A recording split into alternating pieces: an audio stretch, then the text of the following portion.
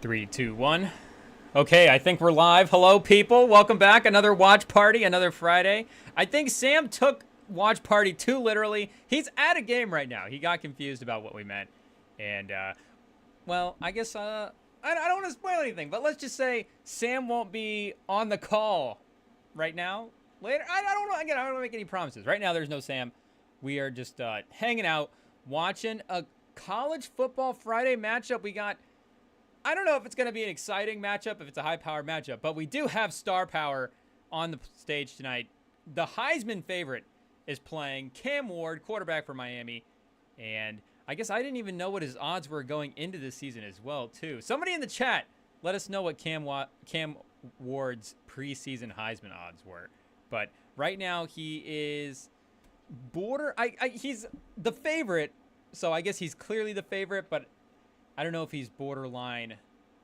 You know, we're 4 weeks in. He's not running away with it yet. But Miami is shooting up the rankings. Cam Ward is shooting up draft boards. People are shooting to Cam Ward. I don't know what's going on right now. People are having a good time watching him play football. But I guess I don't know who's second right now. Let's see if we can get a live update.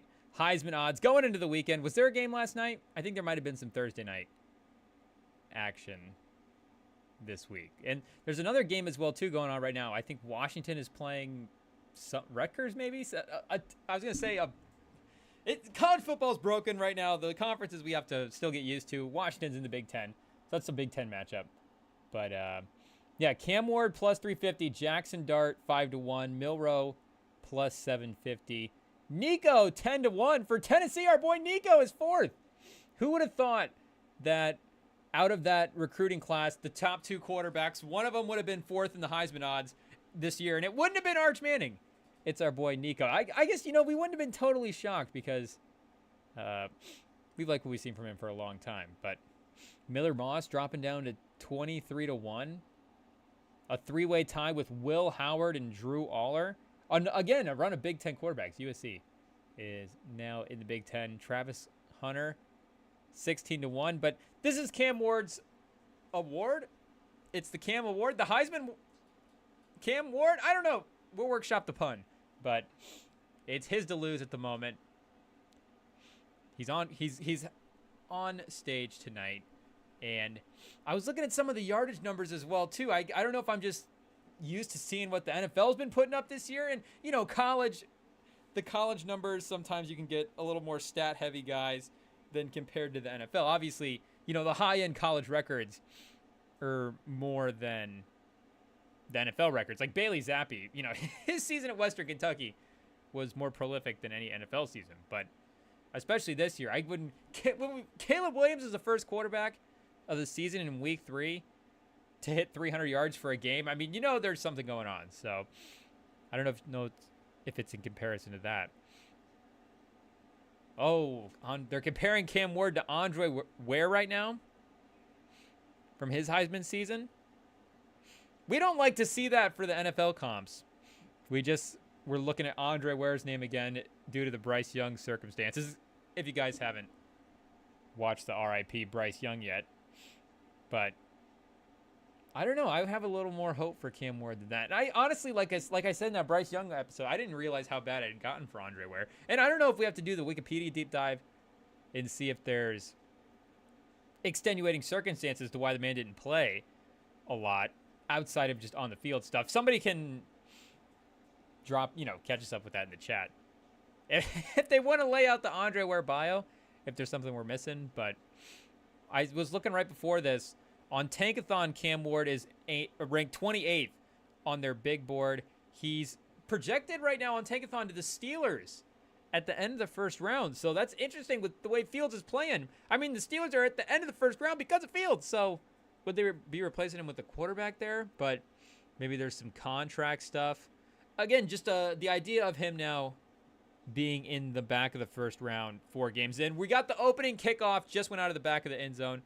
They just cut to Cam Ward on the sideline if you guys are trying to sync it up. Do we need to get like a timer or a score? We need to get our own little score graphic going. I guess I always forget. We could just go to the background mode. We'll get it switched up.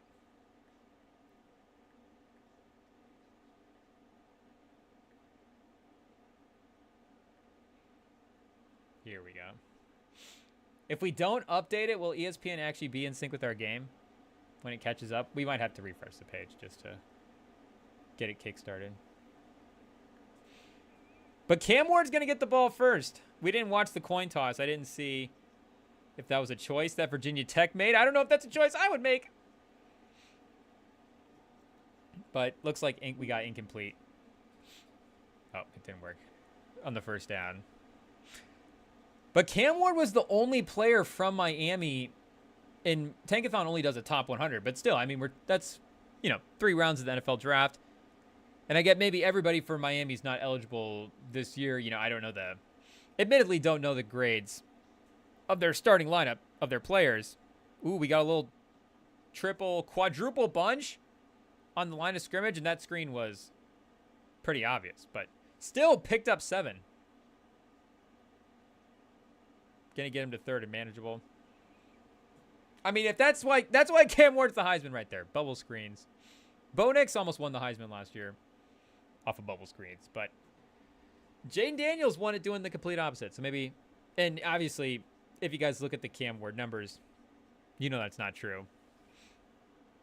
I don't remember if he was leading in the adjusted pass yards per attempt or whatever that metric is, but he's top 3 for sure. And they're going to sack him on 3rd and 5. Oh, only got 5 on that second down. And it's going to be a fumble. I don't know if they're going to call him down. I don't think so.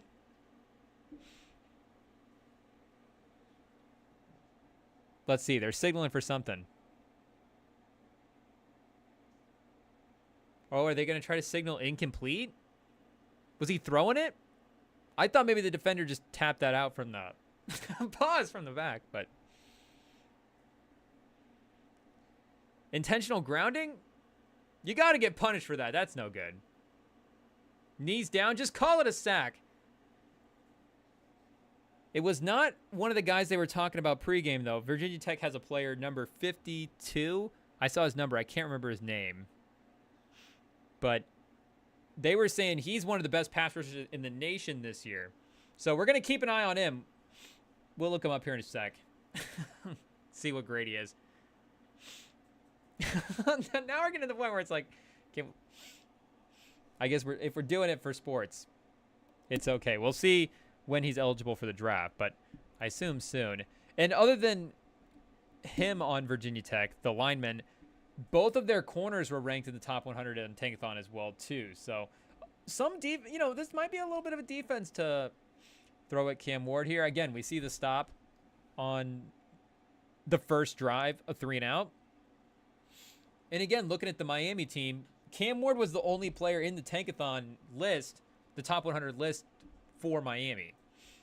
So, again, I'm not saying Miami's not stacked, but at least the Tankathon people have not seen the NFL top 100 talent on the Miami roster yet. And, shout out to our friends at Tankathon. We love Tankathon. Tankathon, call in at some point. We'd love to chat. But they can be a little, I feel like with us, if we're doing the player rankings, we're just jumping Cam Ward as like our number 2 quarterback. Our rankings, we would be very ranking fluid if we were running the Tankathon site. Our Cam Ward would be up into the top 10, and then this fumble right here. I mean, we already jinxed him with the title. Play stands. It's going to be a fumble. Virginia Tech ball. 3 now and a turnover. Rough start. Is Jackson Dart going to surge ahead for Heisman odds here after this game? But Tankathon can be, I guess I shouldn't say they're not slow to update the player rankings because the draft isn't until April. But they need to see a lot. It takes a lot to prove it to Tankathon. And they could be well sourced too. We don't really know the identity of the Tankathon person. Tankathon, reveal yourself in the chat.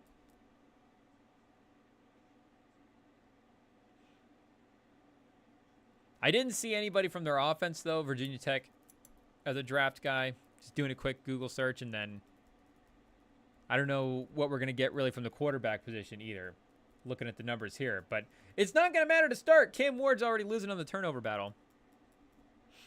At the end of the day, that's the one thing you don't want your quarterback to do. If he's a Heisman contender or not. But we're also going to be making some picks again as well, too. We've got Week 3 NFL picks lined up. And we were just got done wrapping up listening to the new DaBaby mixtape that just dropped as well, too. So I don't know if we're going to do a Is the DaBaby Back segment. Unfortunately, after listening to it, DaBaby showed some good stuff in that. But shout out to our guy. We've been fans for a long time. And he's definitely managed to give us some hits. You know, sprinkle some hits. We got the back-to-back albums in 2019. And then, you know, gives us Rockstar. Features on Levitating. There's another one in there as well, too. Another song that I'm not thinking of. And they're going to touchdown on 3rd and 4 right away. Drones is the quarterback for Virginia Tech. I don't know if this guy was the starter for the whole season because I was looking at their team before. We haven't watched any Virginia Tech. Sorry, Hokies fans. And I am kind of ashamed because I don't mind Virginia Tech for sure. Definitely a mistress team at some point. There have definitely been seasons where they've been the mistress team, but this year it has not happened. And I saw that they were making a quarterback change. I don't know if that was injury. I don't know if it was necessary. Oh, no. Okay, Drones has been the main guy. But and I guess they really didn't make a change. They got one pass from their guy here. But 4 touchdowns, 3 interceptions on the season. Make that 5 touchdowns, 3 picks for our guy Drones. Virginia Tech on early upset watch. I guess Miami on upset watch versus Virginia Tech. And this is, again, we're going to have to see over the course of the season what the vibe is for these teams going into the 12-team playoff. Because, I mean, we knew that for a 4-team playoff, 1 loss was devastating. But we also knew the types of losses that were devastating. But we also knew when in the season a loss was extra devastating as well. So, again, like Miami 4-0 here, Virginia Tech 2-2. So early in the season, and they've had such a great rise here that and it's drive 1, but you know, just laying out the scenarios. If this is, you know, if this is going to be the Cam Ward struggle game after everybody's crowned him the Heisman 4 games in, but you know, what are they going to, they're not going to drop out of the top 12 unless they get really crushed here tonight. And look at this, for once we're actually ahead of the ESPN stream. Feels good. No spoiler warnings, but again, a loss later in the season, even if it was necessarily to a better opponent. And, you know, there was I do feel like at the end of the day, the committee was probably right more than it was wrong. And if we go back and look, I know we've, you know, weirdly defended the committee in the past, just going, like, maybe it's a sloppy mess. But it does seem like the 4 teams that they end up getting in some ways are the right 4. And then the one year that first year when it was super controversial and Ohio State ends up getting in over the other couple teams, was it TCU and Baylor? Ohio State ends up winning the national titles. So I can't remember like a disastrous scenario. I guess, you know, Cincinnati played Alabama in that one game and it wasn't nice. They necessarily hung. Again, Baylor, I think as well too, was in a game and they didn't hang as well. But I don't remember who the 5 teams were those years, but it did seem like they got the top 4 right. And I don't think a loss this early in the season for some of these top teams, especially with some of the top talent, the Heisman talent, like Cam Ward, I just feel like they would necessarily be more okay than obviously than back in the day, but even more compared to if this game was earlier in the season. So, and some of the Virginia Tech numbers, it's not like they've been playing horribly. Conference matchup. At home for Miami, though, would be a tough way to drop your first game. But our guy, the baby, anyways, the baby is just we're gonna call him the baby now. Maybe we should start calling him the baby because there does need to be some I will say just some different lyrical content from our guy. I feel like he needs to switch it up a little bit.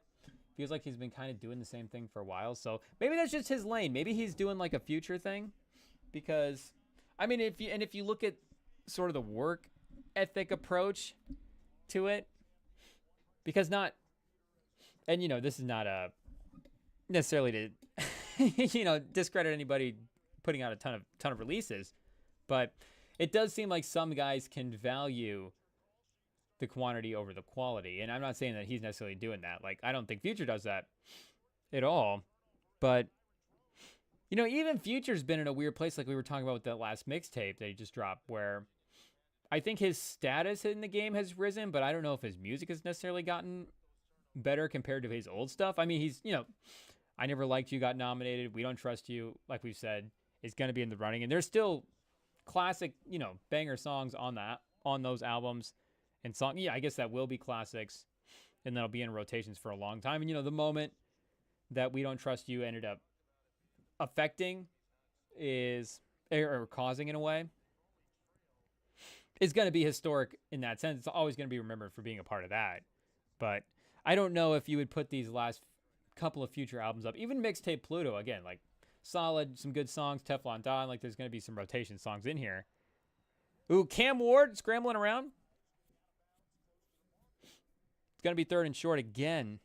Another 3rd down for Miami. But you're still going to gravitate to those old school Future mixtapes in some of those early albums, just if you're talking about the most iconic stuff. And I think a big part of that is because, again, it's like, Future is still kind of doing... And I think one of the things that was nice in Teflon Don was there was a couple tracks where he did get a little introspective, and maybe the tracks necessarily weren't, 10 out of 10 tracks. Again, it's a mixtape. And there's definitely, again, solid tracks that are going to be played a lot. But the fact that he's actually started going in that direction a little bit. And, like, I think if we're just going, like, what is DaBaby, like, capable of? He's like a NBA player that's the 6'8" wing that can, has the good he's Cam Reddish. I don't know if that's a perfect comp, because DaBaby has Grammy nominations. So, Cam Reddish, I don't know if he's had a Grammy nom moment in the NBA, but, a guy that has maybe been like, I don't know if an all NBA, maybe like a one-time all NBA, a couple of all-stars in there. But, the amount of flows that he's capable of, the cadences that he can go to, and I think at times his ear for beat selection is also really amazing too. I mean, obviously he's got some iconic tracks, and I think he can do, crossover into some of the gospel stuff, but also some of the trap stuff, and, really just go a lot of different directions. Just a very versatile rapper. And I think if he was actually a little more introspective, especially now as well too, where, he's had such a, just there's no way around it. He's had an up and down, last couple of years off the mic. That's also contributed to some of the, maybe, the dip in status from our guy, where he was once at the top of the game. But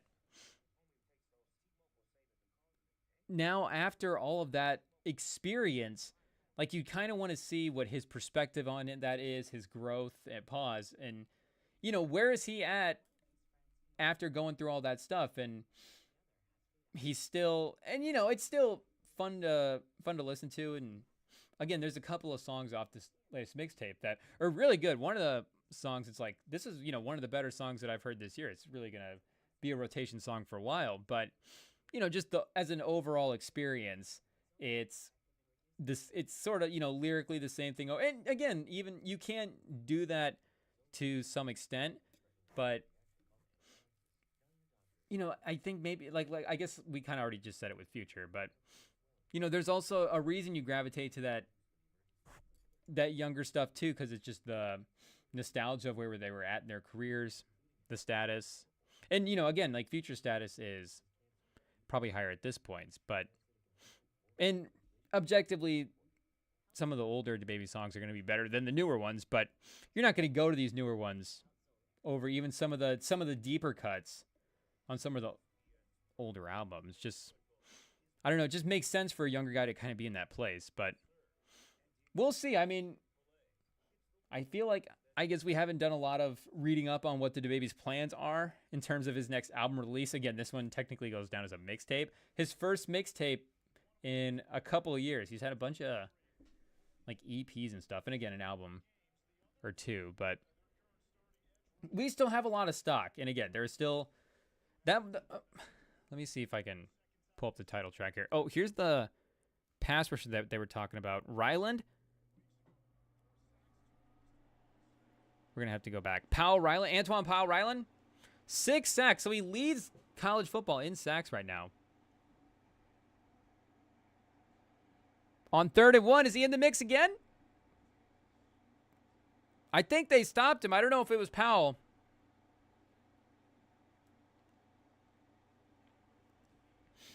Is Martinez the guy from Oregon State last year?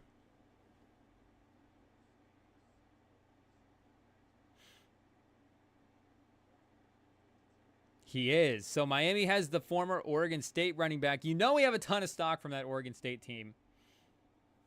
Unfortunately, DJ Uyunglele and Jonathan Green not having the grit. But, you know, a coach, he's going to need a little more time. And, you know, gets a couple more seasons as well, too. Oh, no, they didn't stop him. Squeaks by. Got the first down. Cam Ward keeps it going. Oh, and there's the shot up the sideline right there to the receiver. I mean, a beautiful catch, but also an amazing throw. Bobbled it a little bit, right in the fingertips. I mean, that's an NFL throw from our boy Cam Ward. And maybe as a scout can give us more on some stuff about the arm strength and the technicalities, but just where that's going. And I guess that did get tipped. That's why it's bobbled. So, again, maybe not an NFL throw, but it's close. I'm telling you, Cam Ward, top 15. Can we bet it now? Miami in the red zone, cooking right away. Oh, and then right up the seam for the touchdown. 2 plays, Cam Ward moves the offense. Unbelievable.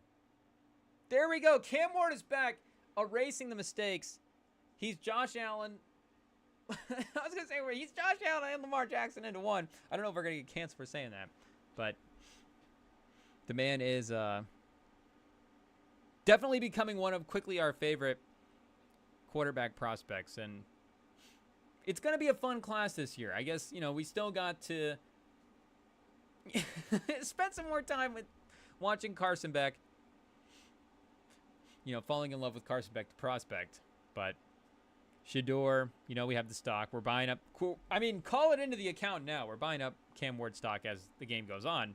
Every time the man completes a pass, we're buying another share.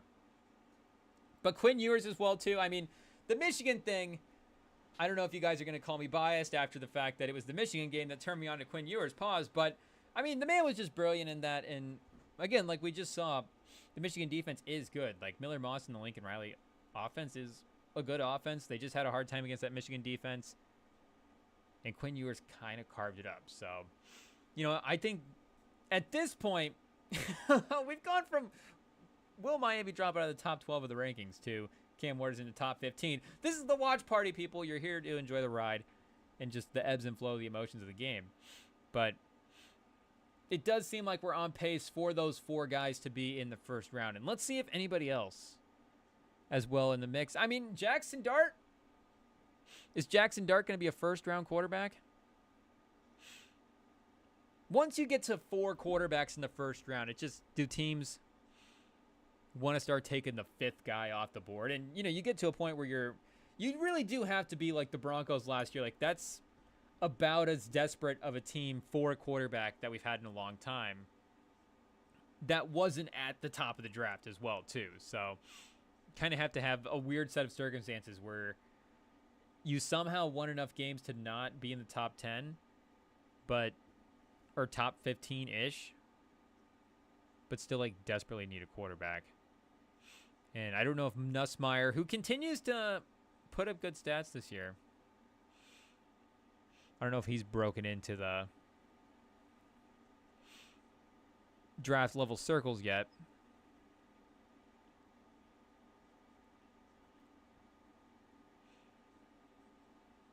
Arch Manning, can he just reclassify? Can we get him in now?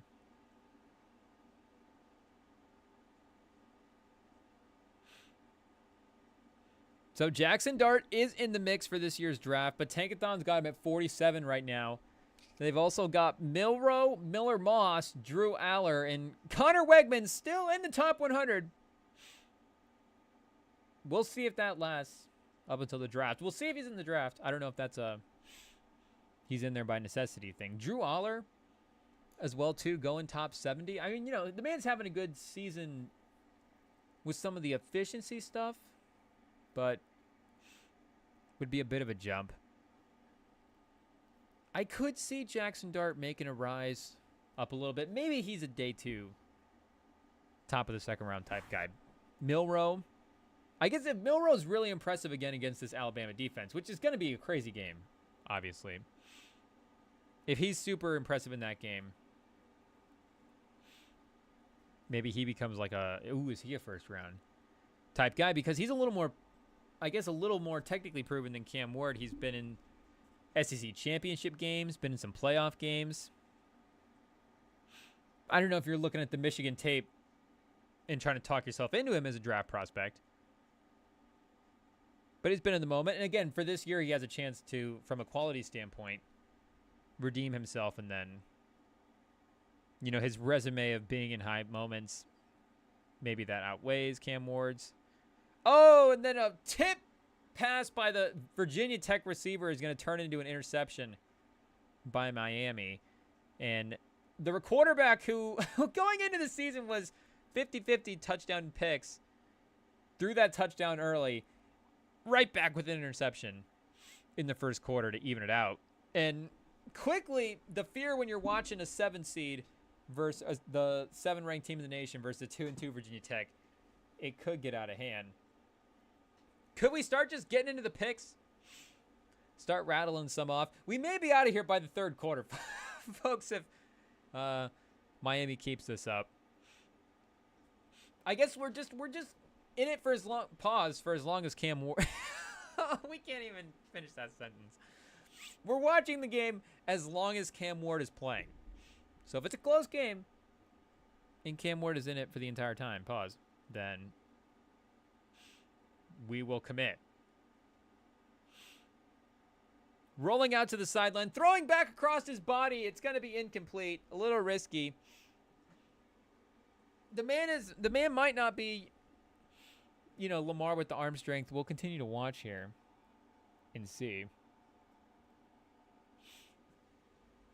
But some of the maneuverability stuff, obviously nobody's Lamar when it comes to the quickness and the elusiveness. Or, you know, Josh Allen when it just comes to the run you over tankness. But week 3 NFL picks. We're going to do the picks anyways. No draft, of course, without our guy Sam here. But as we did last week or 2 weeks ago, I forget.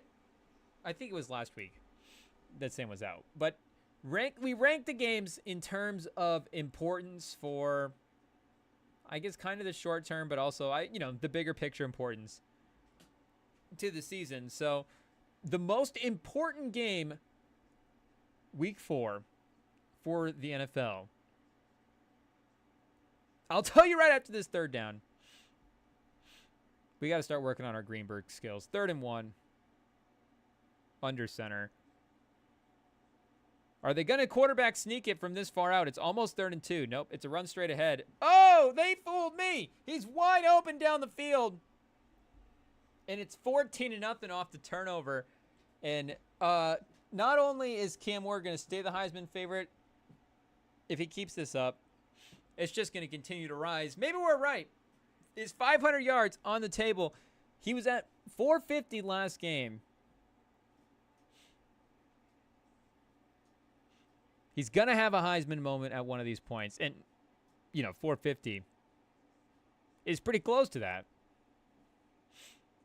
And as they get into playing some more, ranked opponents and better teams, he's going to have to prove himself as there too. But 5 for 7, 120 yards through the first quarter. So on pace for about 480, if I can do math. And I guess it's not the end of the first quarter either. I'm not projecting it out properly. So maybe he's on pace for well over 500 yards. IT, great job calling it with the title. But the most important game for this week for the NFL season is Lions versus Seahawks. Again, we're going to get into a couple of the options. Maybe there's some bigger marquee matchups at certain positions, QB position, whatever. But for me, this will be the game that I'm, curious to see what these two teams prove the most, because the Lions, I think, have obviously proven that they're still in the mix, but I think we kind of thought that they were going to be not just the best team in the NFC, but there was going to be a step up to this team where they were going to be a bit of a powerhouse in the regular season. I think that's totally fair to say, especially with the way that they looked in the playoffs and then hung with the Niners as well, too. Basically, I mean, you could have argued that they could have won that game and then been in the Super Bowl. And then, if they're in the Super Bowl, hard to say anybody is going to, beat Mahomes. But the team that the Lions had and then the mojo that they were playing with last year, they kind of had the recipe. There was one point in the broadcast of the NFC Championship game where they were laying out the recipe for how to beat the Chiefs in the Super Bowl. And I was like, well, this is exactly what the Detroit Lions do. It's like run the ball, get the ball to your tight ends, defense, defensive line, Aiden Hutchinson. It's like, well, Aiden Hutchinson, he's only on the Detroit Lions. It's absolutely perfect. So, again, I think I would have picked the Chiefs, but that would have been a crazy Super Bowl game. And the Seahawks this year, granted, they've had a, sneaky favorable schedule, but they're third in total DVOA after 3 weeks. And Pro Football Focus has them graded out as the #1 overall team in the league. And, there's a couple teams that we were definitely wrong on going into the season. And I don't think we ever said we were out on Seattle. Check the tapes, IT. I hope we didn't. And it's, only week 3. But I think we just said, what are we going to get from Geno? And Geno's been right back there to being, an above-average starter doesn't sound like a compliment most of the time. But you get what we're saying. Like, obviously, Geno Smith's not, we're not going to start putting the great quarterback label on him. But the man has, let's see what PFF has him at right now. Just to kind of get a general gauge to throw him at you. Pause. But their defense has been really solid. The secondary, of course, with Witherspoon in year 2 and Woolen kind of a little bit of a bounce back year from him. I think last year was up and down with some of the penalty stuff. The safety position, they've been getting really excellent play from there. Geno Smith, 5th right now on PFF. So I don't know if I'd necessarily rank it that way for what I've seen this season. It might, he might not be super far off of that. But you get it. Geno Smith's back to producing. And I think that defense week to week is just going to be really tough to play. Again, the secondary is really great, and I don't know if the defensive line is elite, but a lot of depth. Just going to wear out an offensive line over the course of a game where, you're going to get sacks just from the rotation that you're putting in there. What just happened? How did we end up switching over to some political thing? That's crazy. I was like, did they just cut away during the game? Okay, we're back in time for the kickoff. Whew. That was close. Sling TV's tripping me out. Am I logged in on my Sling TVs at my grandma's? Why are these channels being suggested to me? But 14-0, or 14-7, sorry. Miami, Virginia Tech. So let me pull up the odds for this game again, because I think it was a little bit to the point where I was kind of like, I don't know if I'm picking Seattle to win this game, but the money line might be just a tad bit too, or the spread might just be a tad bit too high for Detroit. Just especially for the way they've looked this season. I guess Detroit is at home -3.5. That extra half a point. Again, Seattle's undefeated. So I feel like you have to respect them a little bit. Maybe the 3.5 is respect. I don't know what that was at going into the year. But is there, I get we were there a couple seasons ago with Geno in the same spot. But obviously they're in the mix as a playoff team, I think pretty solid, 3 games into the season. But could they be a sneaky... I mean, the division is clearly on the table at this point. The McCaffrey thing is not getting better. It seems like the only way that can go before it can get better is it's just going to get worse and he's just going to miss the whole season. And the Niners, obviously, other injuries that they've been dealing with. Purdy has looked really great, but it might just kind of be an up and down year from him. And losing that Rams game, too, to start the season when the Rams were as decimated as they were, that's just a brutal loss to have. And it just, when you start dropping those easy games like that. But the Seahawks with the division lead already, them at 4-0 might be a little aggressive. And again, going on the road into Detroit, I'm not picking Detroit to win, but if Seattle hangs with them again, and they hung with them, did they play them last year or 2 years ago?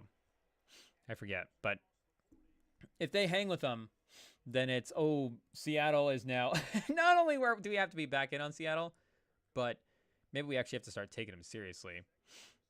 So I think we're going to pick Detroit, but it's going to be close. And if Seattle can keep it within 3, I wouldn't be shocked. If you want to take the Seattle 3.5, I support it. And the other thing with Detroit as well, too, is Tyrion Arnold has looked pretty good to start the season. And I get his matchup last week was against some other, at a large portions against another rookie in Marvin Harrison Jr., but still managed to hold up really good. And is already kind of sneaky their best corner.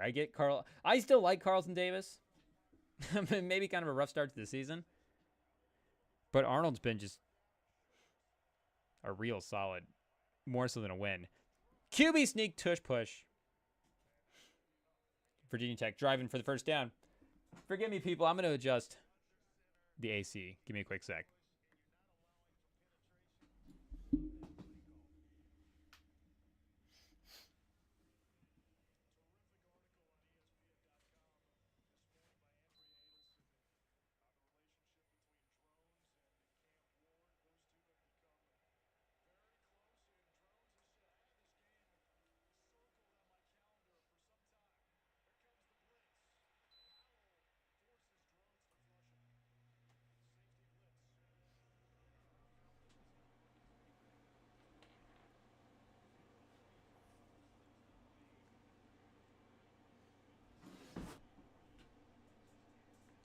I thought we didn't need to set it. We're back. I thought we didn't need to set it as cold as we do, but we just get worked up when we start watching picks. Cam Ward, is it just me or is it getting hot in here?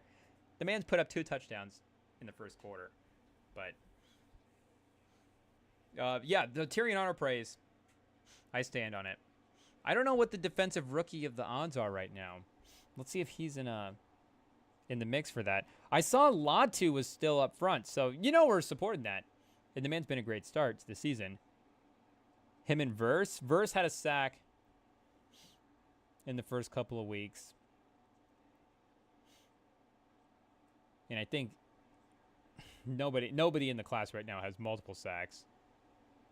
Quinion Mitchell for Philly, another defensive back. He's at 15-1. He's the number 1 defense. Oh, Lassiter for the Texans. I believe he has a pick. He's looked really impressive as well, too. But he's playing across from Singletary.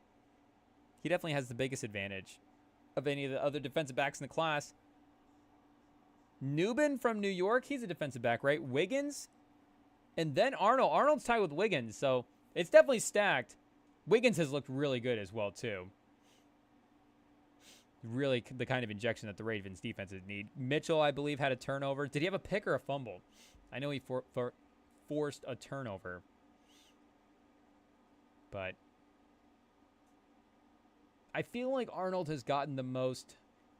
I feel like he's been the best in coverage of those guys. Just on a down-to-down, pass-to-pass type basis. So, I don't know if the champ... It's our biased for the champ Quinn.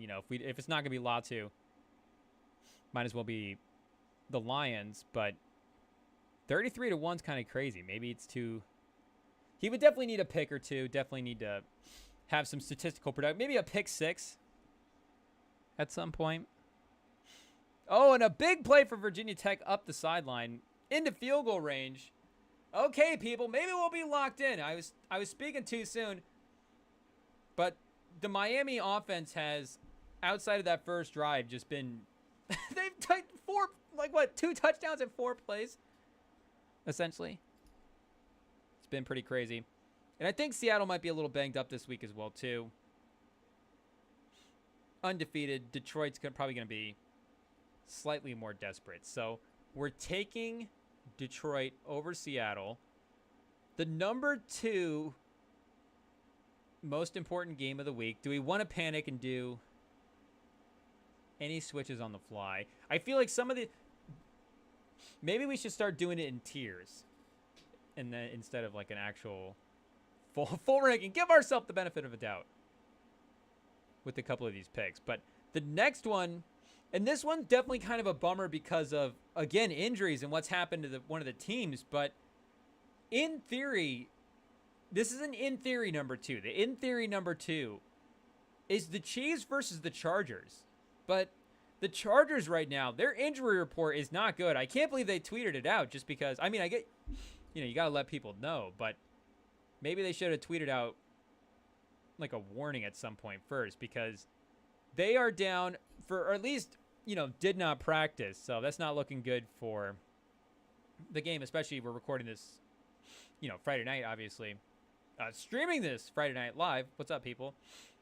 The DMPs today, just a couple of them. Rashawn Slater, Joe Alt, both of their tackles. Oh yeah, and Trey Pipkins also did not practice. Their third tackle, 3 of their tackles did not practice. So they're going to be down to potentially tackle 4 and 5. Joey Bosa, it looks like he's hurt. Derwin James is suspended, but we love Derwin James. We could trade for him for the Colts, but maybe that one's not as brutal as necessarily some of these tackle injuries. And then the Herbert high ankle sprain. Some of the stuff I was reading was he was trending toward playing. So we'll see if he ends up giving it a go. Shout out to him for toughing it out. But again, they're saying high ankle sprain. So we know just from the past, I mean, that not even week to week, that's just a lingering injury that's going to be there in general. And he hasn't necessarily looked, well, I think he has looked great, but not great. But he has looked maybe better than some people are giving him credit for. And I think, Harbaugh is one of the weird guys where he'll make your team better, but make your quarterback worse. Somehow your quarterback gets worse, your team gets better, and it all works out. But you look at some of the charts for Herbert, and it's just a lot of really short stuff up, a lot of short stuff to the right as well too, which is the drag all the way across the field. Nobody's open. He's checking it down. Or hit the tight end on the short little hitch route, stuff like that. So maybe there's just Herbert limitations that I'm not seeing, but it also does seem like a lot of the reads that have been there, and this is definitely, I think, a Harbaugh thing as well too, is telling your quarterback it's okay to take the safe moves and just take the safe yards, which is, maybe a thing that just most, a lot of quarterbacks and a lot of offenses should keep in mind in general. Maybe it's just the right way to play football. I totally in on that. But, sometimes it can result in maybe a little bit of boring stuff. And Herbert as well, too, just in general. Maybe he's not a sneaky deep ball thrower. He's definitely good at it, but doesn't seem like statistically it bears out that he does it a lot. So I get, new receiving core, a lot of young guys. But if he's limping this week, then do we got disconnected? Are we back? 3, 2, 1. Hello? We're in? Okay, we're still going. If he's limping around this week against the Chiefs, I mean, we're probably picking the Chiefs to win if he's healthy. But again, if the Chargers are healthy, the way they've looked this year, the recipe for this team is, especially with, I think, Herbert playing again with, I think, maybe a little bit better than people think. The defense has been really good. The run game has been awesome, and it's been the Harbaugh physicality recipe that's really been propelling this team. And that would just be a tough matchup for the Chiefs. It'd be a brutal, grinded-out game. Harbaugh would be coming in with a good game plan.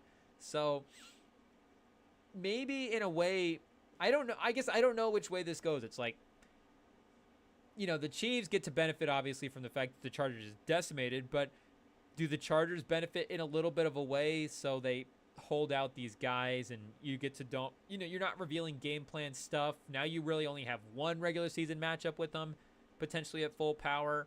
And again, I think this Chargers team is looking like a playoff team if Herbert's going to be out there and at least able to run the offense like we were able to. Because I think, they're in that Steelers game up until he gets hurt.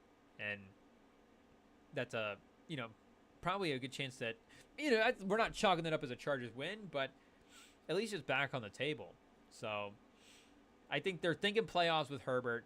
And if you can save some stuff for the Chiefs, that could potentially be a long-term win for him as well. So a bummer that this game is going to be held up a little bit. And also just a bummer as well, too, because you get these primetime games. This is the only, one of like 2 or 3 games that's going to be on in that late primetime slot. Romo and Nance are going to be on the call. I wish that the announcers could just be ready to like jump over to a different game. And I know, network stuff that's virtually impossible. But I mean, are these announcers, are they even using their prep anyways? On the call? I mean, they tell a story or two, but Virginia Tech somehow falling back out of field goal range. 2nd and 19. They're going to go for making big plays. Oh, and it's going to be 2nd and like 23, 24. Miami reads the screen pass. Or sorry, it's going to be like 3rd and 20 plus. Virginia Tech, I think, best case scenario is just going to end up punting here. Wow, it could have even gone from 14 to 10, and now it could be, they punt, could be 21-7 in like 3 minutes here. 3 minutes of real time. Maybe not with the commercial break. Give it like 5 minutes of real time. Could be a 2-touchdown game. But we're obviously locking in the Chiefs this week, and because of the injuries, it's not as important as it should be. But this is definitely, if we're talking dethrone the Chiefs, because I don't know if if we're power ranking, they're probably still 1 or 2, but there's definitely another team that you could definitely make a case that their starts this season have been stronger in the AFC, and they could be the number 1 team there. But they're still the number 1 team you're picking to emerge from that conference as the Super Bowl contender for 3 games in. So we'll pick them to beat the Chargers this week. The next game, most important game, is okay. Maybe we're just freestyling a little bit with this one. This one we definitely got, again, ranked too high, but this is the game that maybe I'm most excited about. Have I used that 3 times in a row already? I'm not sure. But in terms of entertainment value, this is the game I'm most excited about. Commanders versus the Cardinals. Again, a couple other games might be more important, but this is the, this is the football pleasure game right here. The football hub game. Football sturbation. This is the game that we're just purely in it for the enjoyment. And, maybe a couple of playoff teams as well, too. I think Arizona with Kyler Murray as more of a veteran in that mix. But, offensively, this is going to be fun between him and Jaden Daniels. And I don't know if I'm buying stock in the Cardinals defense, but I think Gannon, I'm buying stock in as a smart coach. I think that's fair. And I think defensively at this point, he's proven to be a smart coach because, again, with this Cardinals unit, I'm not buying the talent on it, but Gannon's scheme, and they do have a couple of playmakers, and they've got them kind of scattered around at the right positions. Like Budda Baker and Jalen Thompson are really good safeties. Zaven Collins has been really good in the front 7 for him, and they've got another guy there too. They've got like a discount Andrew Van Ginkel running around over there, white guy, long hair, flowing out of the helmet. But they've been able to, force a couple of turnovers, make a couple of, they have a pick 6 in that Lions game that, I was going to say a penalty, but I think it was the 2-minute warning that got, the refs blew it dead after the touchdown, the pick 6 had happened. They go back and they're like, no, actually the 2-minute warning and that play never happened and we're going to take a timeout here. And, if that happens, the Cardinals have the lead. It's probably a whole different game. Who knows what we get from a game plan standpoint, and then maybe that Kyler Murray interception a little bit later. But, that game was still ultimately a really close game for Lions-Cardinals. So, again, I don't know if I could call the Cardinals defense a good defense, but it's feisty anyways. We'll give it I think it's officially a feisty defense. I think they get that label, and I think definitely better than the Commanders. And are the Commanders even going to like, how many times are they going to stop this Cardinals offense? I get, maybe Burrow and Chase, or you'd still probably take that duo over a Marvin Harrison, Kyler Murray duo at this point. But this could definitely be the first like really big breakout Marvin Harrison game. And I know he had the big yardage game against the Rams in week 2, but he only has 10 catches on the season. And Malik Neighbors just had 12 catches last night on Thursday Night Football. So, and again, against the Rams, he had a couple of catches for touchdowns, but they were like busted coverages. He was kind of just running wide open. It was definitely, we don't want to say give me stuff. That first touchdown, was, really a great catch. But this could be the first game where we get kind of the full display of what Marvin Harrison does. Really like a high usage game. Maybe double-digit catches. I don't know if we get there, but you definitely start getting plus odds on the 6 or more catches if you want to start doing the alt catch numbers for Marvin Harrison. And the tough part about being objective, and we don't necessarily, I guess we don't claim to be objective here. We're fans of the game. We'll be biased when we have to be, because we might just have to look the other way for the Commanders' cornerback position. Shout out Mike Sandstrom. He was a legend, an absolute legend over at Michigan. One of the reasons that they won the national title, and will forever be just that guy will forever be a stud in our minds. But Jamar Chase had a day, and like we're saying, I could definitely see you guys. I would support betting some of the Marvin Harrison overs if that's going to be his matchup. But like we said, we're biased. We'll look the other way. But we're not looking the other way when it comes to offense. We locked into Jaden Daniels, locked into the Commanders. 2 incompletions on Monday Night Football is absolutely crazy. We put out the stat on the Rem and Sam YouTube, shout out IT, breaking the rookie completion percentage record. Will that be in jeopardy once Cam Ward gets into the league? 1st and 10.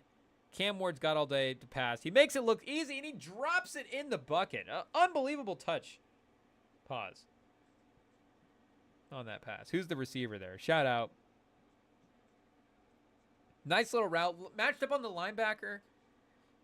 Easy matchup. Cam Ward takes his time. And again, just a beautiful throw. This man's throwing dots. I don't know if he's ripping them, but the accuracy is there. And he's kind of needed to touch on these passes as well, too. And the touchdown up the seam, it got there. It was between the safety and the corner when it needed to be. Oh, that's a close one. The receiver's out of bounds. Can we get a replay on that? Is that the receiver or the quarterback? I feel like the receiver might have ran that a little off. A little bit high, though, from Cam Ward. Still the right read, which I think is important. It's if you guys are watching quarterbacks, obviously, with the NFL stuff in mind, even if it's an incompletion, if they're thinking the right way, it's at least better than not. And yeah, just 2nd and 10, 7 yards on the run.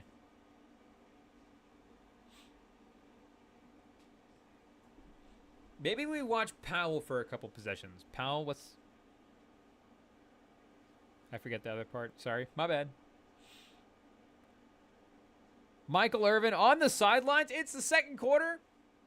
Or it's the first quarter. Not even the second quarter yet. Michael Irvin's like taking the victory lap on the sidelines. Oh, and ESPN is saying that Joey Bosa is now out for the Chargers. So, yep, like we said on the DMP. Cam Ward wide open down the field. Again, this number 7 guy. Red shirt? Reppard?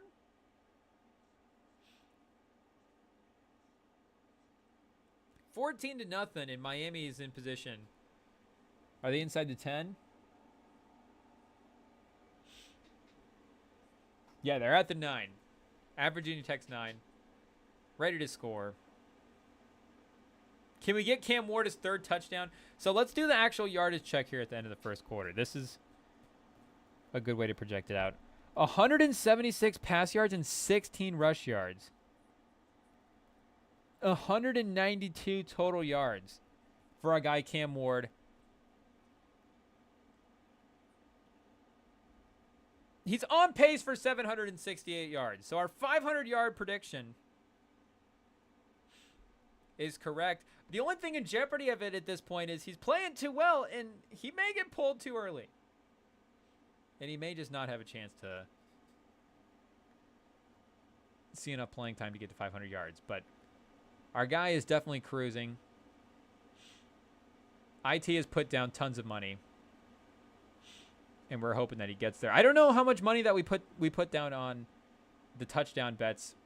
I don't know how many money bags we had laying around for that one. But the next game that we will be talking about, that we will be predicting, the next most important game for the NFL season, maybe this one should have been a little higher. And when we talked about, most important games going into the week, maybe this is the first one that you thought of. It is Sunday night, so it's the primetime matchup as well.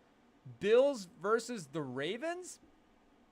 And like we were saying, the Chiefs are still probably the team that you would end up taking if we're talking about who do you want to, be the Super Bowl contender for the AFC. But the Bills, if we're just doing the college football playoff poll, they might be the number 1 team in the AFC right now. They're number 1 in point differential on the year, plus 64 points. The Saints obviously were cruising in that category early in the season. But the Bills, and again, the comeback win over the Cardinals, impressive win, destroying the Jags, who might not be a good team, but I mean, that's what you're supposed to do to bad teams. You just destroy them. And the Ravens at this point are still kind of getting a pseudo playoff contender buzz. And, the Bills could definitely change that at this point for this game. If they really go in there and lay the smackdown, it's going to start looking weird for the Ravens. And again, just monitor the Harbaugh thing. I don't know what it's going to look like. I don't know if there is any talk on his end about what he wants, about what he wants the longevity of his football career to look like. But I remember they were talking about going into the season. He's already the 2nd oldest coach in the league. So if the gray hairs start coming in too much, then maybe he's going to start talking about, spending time with the grandkids, doing all that stuff. And if they're under 500, maybe it'd be a good excuse to go do that. And, who knows? Back as an advisor on his brother's staff. You never know. But then again, maybe they just get desperate and win this Bills game because the Bills are kind of cruising here. They don't need this one as much. And I think, let's see if we can get the spread for this one. We've got the Bills at plus 2.5 with the Ravens at home. So Vegas, again, I don't even know if you can call it disrespectful to the Ravens because they've got 1 win at this point. And the Bills are plus 116 on the money line. I think if you can get the Bills plus odds at this point, I say lock it in. IT, drop another money bag on that one. Josh Allen. And I don't know if you guys are sensing the MVP vibes. But it does seem like things are kind of aligning this year because, again, Mahomes, I think we kind of know what the season is going to look like for them in terms of what they need for his production. And I don't know if he's going to, at this point, for what Mahomes has to do for an MVP level season, those stats are kind of insane. So it feels like the path for Josh Allen to get there, especially with the youth at the rest of the quarterback position. And who are the other veterans right now as well? I mean, like we said, Lamar and Burrow are both kind of underperforming, and Rodgers is kind of past that phase. Maybe that's like a low-key one for later in the year. Dak, it feels like he would really have to do a lot, and it's not necessarily trending in that direction. Stafford, the Rams are not going to be good enough. So is Kyler like the only other sneaky in their prime guy that's kind of trending in the right direction? IT, dude, I guess Sam Darnold, if we're talking about it from Monday. who's actually the MVP of the league right now, Sam Darnold. But like we were saying on our Sunday recap, Sam Darnold or Josh Allen, hadn't played at that point. So it's like, is Sam Darnold technically the MVP because the week hasn't finished? But, we didn't have the Bills crushing the Jags in our minds at that point either. So obviously now Josh Allen and the Bills, I guess the Bills are not the favorite, but Josh Allen's kind of the MVP favorite and kind of the Cam Ward for the NFL this year, emerging that way. Or I guess like we said earlier, Cam Ward, obviously Josh Allen of the NCAA. Oh, I don't know if the receiver got his feet down, but there's going to be a flag on the play. Miami trying to take the 2-touchdown lead to open up the quarter. Okay, they're celebrating a touchdown.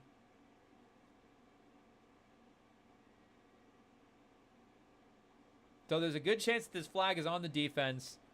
Do you just go for 2? Why not? I guess the ranking thing is not as important anymore. Oh, no, it's holding. It's coming back. Brutal. They're going to need some more Cam Ward magic.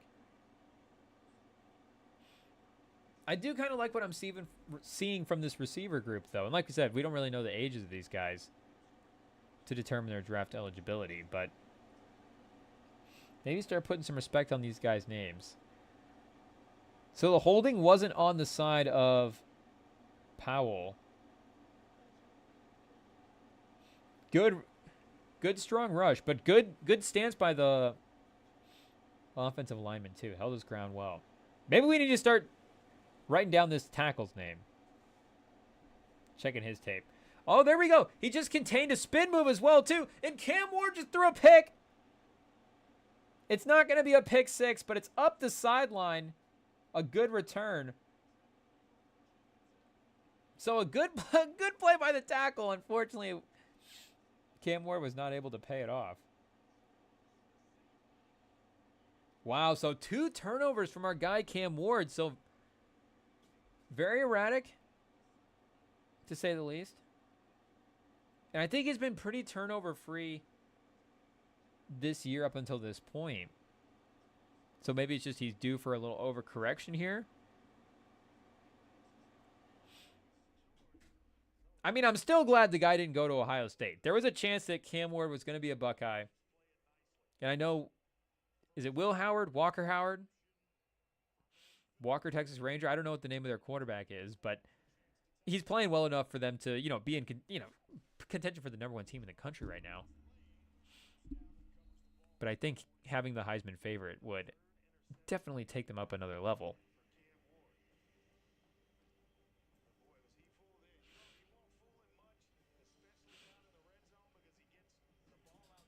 And again, those are kind of on him as well, too.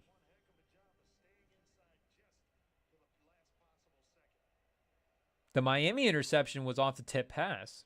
Our guy Drones, it wasn't even his fault. I guess the second one was. Did Drones have a second pick already? Chat, remind us, did Drones have a second pick?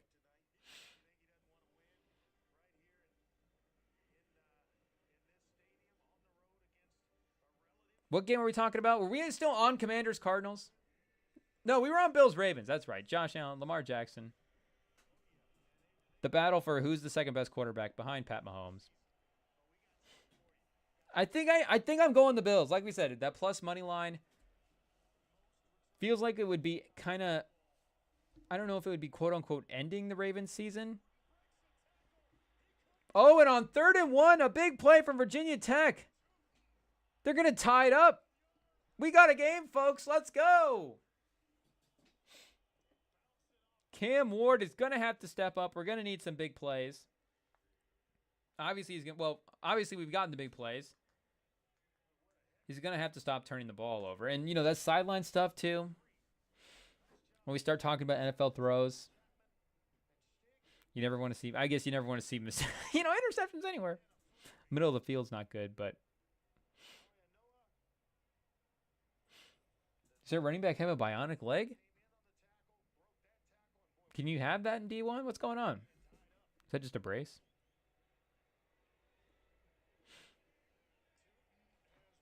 Extra point is in. The game is tied.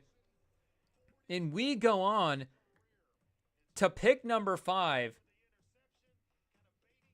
Again, another game, maybe another game more important than Cardinals Commanders, but still probably a game that is not going to quite get as much runtime as that one. The Vikings over the Packers. Oh, I guess the Vikings versus the Packers. Are we giving out our picks? I don't know. But again, the Vikings undefeated on the season. And I get, Sam Darnold banged up in that one. Seems like from the MRI, everything's okay and everything's coming back clean. But the Vikings right now, plus 2.5. And again, I think they might be, are they on the road as well too? Which maybe getting that Ravens respect or that Bills respect against the Ravens. On the road in Lambeau, but it's not like weather's a factor at this point in the season. And again, regardless of who the quarterback is, I think the Vikings might be at the advantage for the quarterback matchup this week. Obviously, if it's Malik Willis, they're going to be. And if it's Jordan Love off the injury, I still kind of like my chances with Sam Darnold in that game. And Brian Flores, I know we talked a lot about him and his defensive capabilities. That defense is going to be ready. I think they're number 1 in DVOA right now as well, too. So maybe, they're kind of getting the half a point there, too. But another plus odds on the money line. What's a Bills-Vikings money line parlay? I don't know. Are we a fan of that? That's a tough one to watch because that requires 4 quarters. Plus 388? Near 4-1? Just to get the Vikings and the Bills to win? Is not bad. It's not bad. We're scratching our head. IT. Maybe just go ahead and drop a money bag on that one. We'll see. Parlay. I don't know if we can just start recklessly doing parlays. We can, recklessly throw out straight bets all day. But a parlay, we may have to sit around and think about. But that's about as good of a two-way money line parlay that I've seen. Pause. And I kind of like the way the Vikings secondary has played this year as well, too. I know last year that was a weakness to the team. Seems like the Gilmore signing. Booth, I mean, was he on the Vikings last year? And we just saw him got cooked by Neighbors on Thursday Night Football. So, well, again, Neighbors is good. But also, maybe is that why the Vikings secondary struggled last year? So I kind of like the Vikings in this game. Again, I like, if you have to go on the road in Lambeau, I like getting them early in the year versus that Minnesota game first. Because Minnesota domed up now. It don't matter. Okay, now Cam Ward actually has to put a meaningful drive here.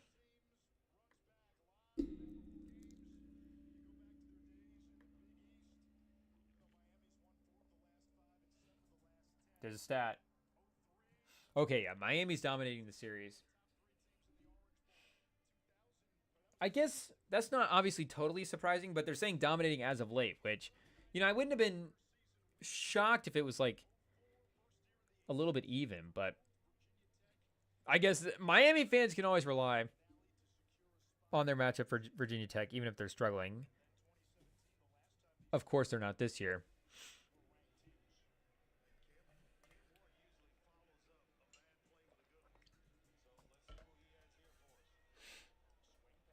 Are we going to have enough voice to keep up through the stream? That's honestly the underrated thing about having Sam is we get to going. And we'll be fine. We'll refresh a little at halftime. We'll power through. But Cam Ward still 9 of 13 on the day. Cooking with the first pass on this one. Do we do a little footwork examination? Okay, this is a run. I guess I'm a little surprised, too, that we haven't seen Okay, Powell Ryland. We've got it now. Antoine Powell Ryland. It's locked into the memory bank. A little surprised that our guy APR hasn't been in the... APR? What's APR's rate? Ooh, Cam Ward again going over the middle, a little lofting over the defense. It's going to be incomplete. That was a little bit riskier.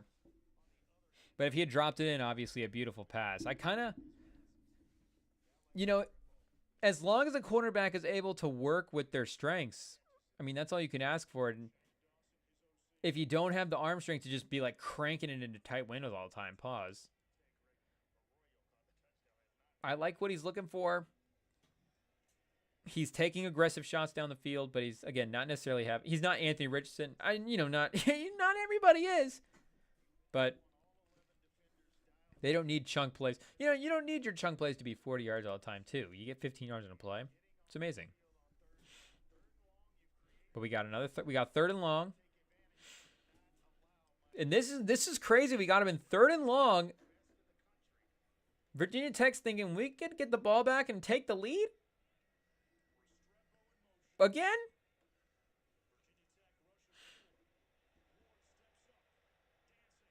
Oh, and Cam Ward. You love to see the running quarterback with a chance to break the pocket. And you saw him kind of run toward the line of scrimmage on this 3rd and 7 as he breaks the pocket. Our guy, APR, putting pressure. But instead of taking the run, you see him do a little back off, back up, readjust. The throw across your body, which I think we're all just numb to now. I guess that's just a throw guys make. And there is a weird thing, too, with, like, how you're turning that kind of momentum. You know, if you're throwing that past a certain amount of yardage, I don't want to say it makes it easier, but there's weird things, too. If you're, like, shooting a 3,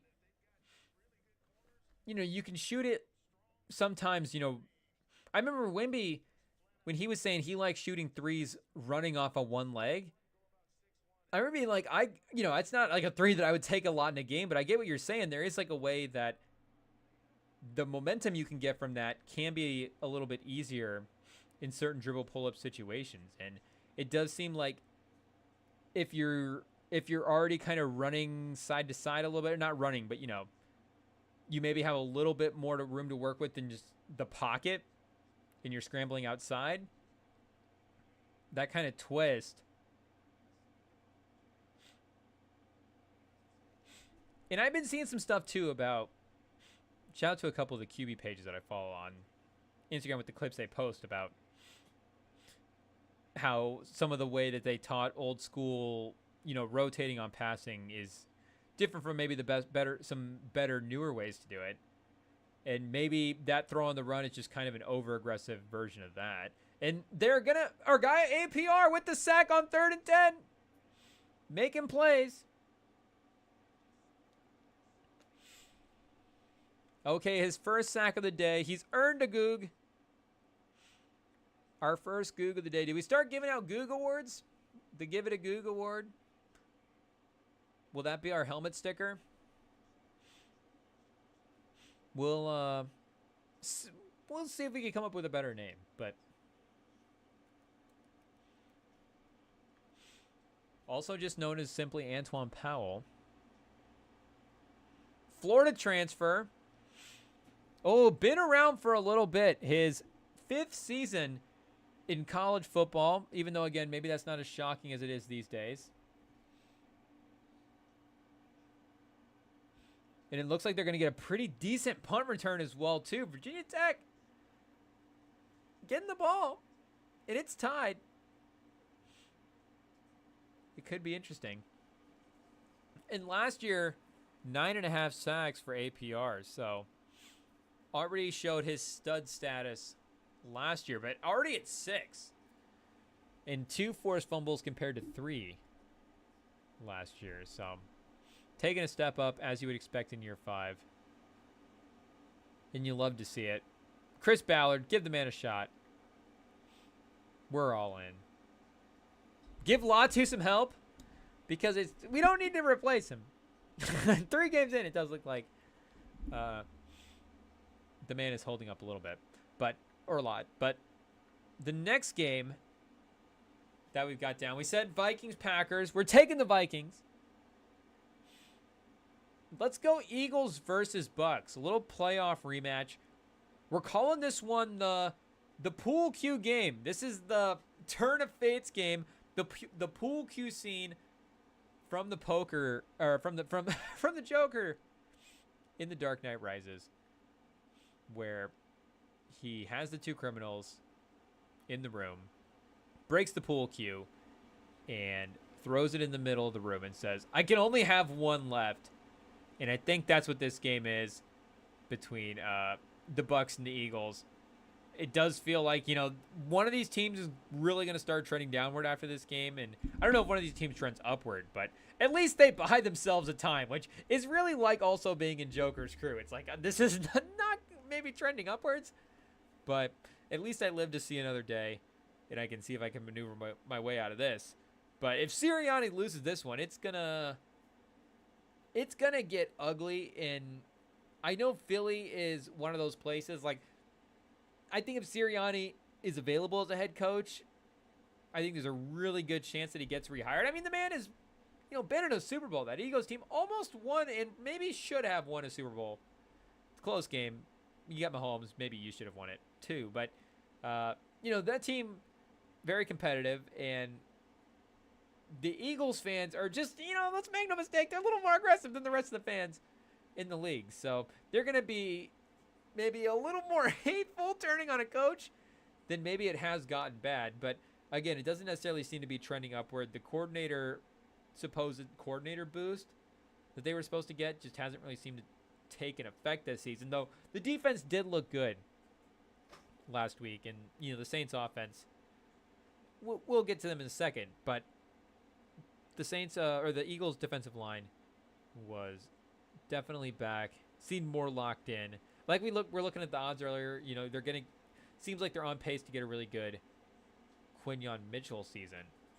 So I'm picking them over the Bucks, still picking them over Baker Mayfield and Mike Evans. The Bucks defense is maybe another unit that's like sneaky rough. I know we're still kind of tied to some preseason thoughts at this point. So again, like the Arizona and Commanders game, you just go, that's 2 bad defenses. But I don't know. I might take Gannon's defense, like Gannon and the Cardinals defense, over the Bucks defense and their coordinator. I forget, is Todd Bowles still the coach of the Bucks? Did they bring somebody else in? I feel like they fired Todd Bowles. Who's the Bucks coach? They lost Canellis, the coordinator, in the offseason. No, it's still Todd Bowles. So yeah, this really is the pool cue game, and the Bucks are 2-1. They could be 3-1, and that's the Bucks are 3-1 with no Tristan Wirfs. I guess he's limited. No Winfield either. No Bucky Irving at the running back position. Could be brutal, but it could start getting sweaty for Todd Bowles. They've got 2 people listed on Pro Football Reference as their defensive coordinators. They've got Larry Foote and Casey Rogers. Casey Rogers, okay, been on staff for a couple of years. A Todd Bowles guy. So is Larry Foote a new addition? I guess Todd Bowles is mainly the defensive guy, and then this is the assistants kind of that he's got going for him. But I would take Gannon in the Cardinals defense right now over Todd Bowles in the Bucks defense. At least just the vibes. So I think we're still going to stick with the Eagles over the Bucks. Get a little playoff revenge as well too. Do the Eagles have a chip on their shoulder? They definitely should. But if there's a team that right now I don't, if there's a team that's shaky on whether or not they do, it might be the Eagles. And a big tackle for the loss on second down by the Miami defense, trying to make a big stop here. And again, trying to win a national title. Let's really check out this defense here. Okay, so we've got a senior. So one guy that could be an NFL draft guy. We're just a draft horse, just what it is. The trickery, the end around, it's going to result in a touchdown. Virginia Tech has the lead. So can you have a Heisman moment making up for the interceptions that you threw? Because Cam Ward, that's what's going to have to happen. He's going to have to start making a comeback. And it could be fantastic and dramatic. But it's because he was throwing picks earlier in the game. And the reverse end around for Virginia Tech in the red zone. The block from the quarterback, Drones on the outside. Put Drones on the list. Would Jalen Hurts be blocking like that? And Barkley as well, too. Best player in the game. Arguably the best running back in the league now that McCaffrey is potentially out for the year. If McCaffrey is out for the year, chat, is he vacating? Is it like the UFC? Does he have to vacate his belt? Do we name an interim best running back? Is that what it is? McCaffrey. How long does McCaffrey have to be out before he vacates his best running back title in the league? Chat, drop that in. Help us figure it out.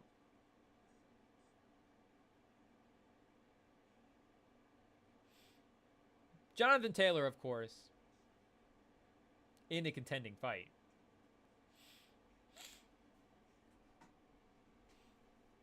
But I feel like with Saquon and the new offense, people just were excited. You know, see him there, get the new vibe.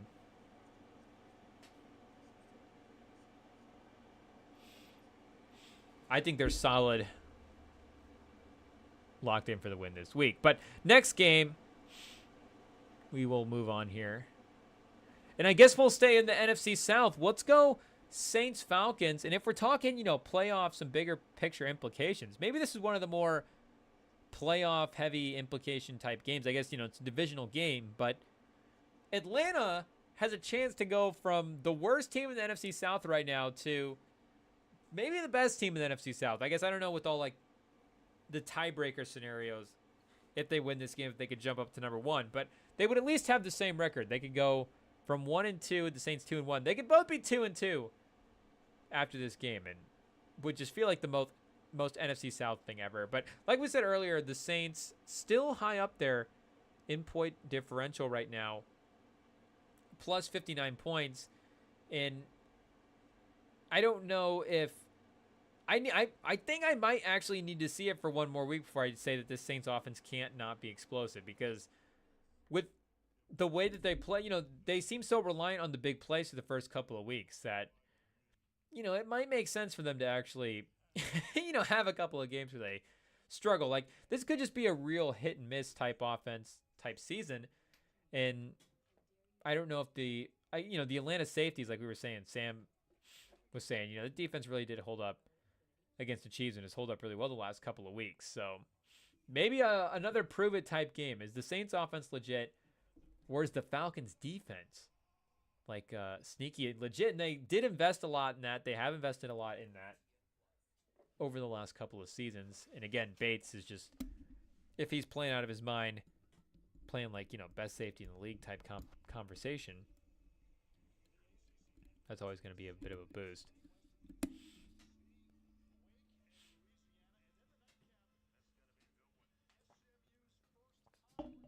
Does FanDuel update the odds during the game for Heisman?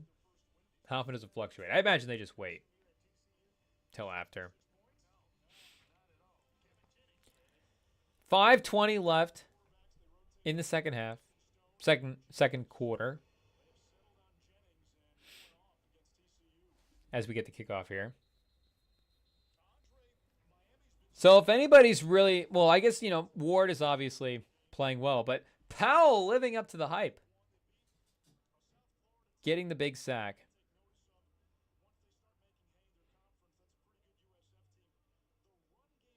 Over 200 passing yards now for Cam Ward. So if he hits that 250 mark, I mean, he might get 500 just in pass yards, but I was thinking some rush yards as well, too. So if we can just get to that 250 mark.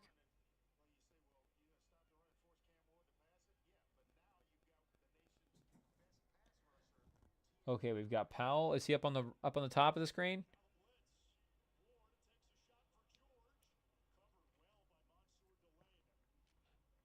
And that spin move that he got stuffed on earlier too was pretty nasty. Like, nice tight spin. Maybe he was a little too like flamboyant versus, it actually needs to be stepping through, knocking the offensive lineman off balance.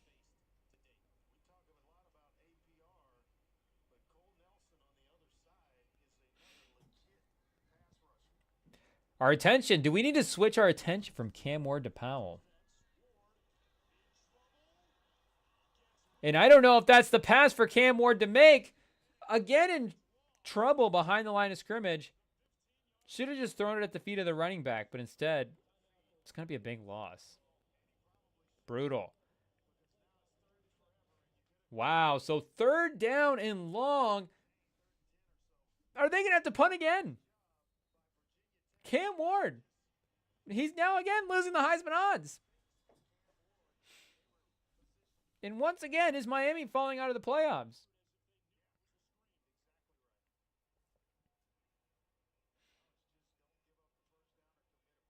Oh, and they got him to jump. They're going to get at least a little bit of a boost on 3rd and 15. But Powell, again, running down from the other side, chasing Cam Ward out of bounds. Powell's the best player in the game right now. And they did move him up to the right. So that left tackle, let's keep an eye on him as well, too. I believe, if I remember correctly, Powell was up against the right tackle when he got that sack. Still 3rd and really long, though. Pause. 3rd and 15.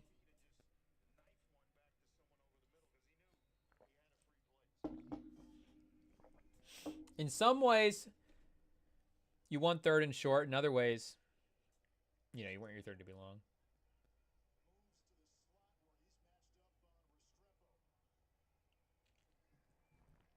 So it seems like Powell's just on the right side now. They're chipping him with the tight end there. And that right tackle also had a holding penalty earlier in the game, not on Powell. Oh, big play by Cam Ward. So this is why you can't give him second life. I know it's 3rd and long. Oh, it's going to be close.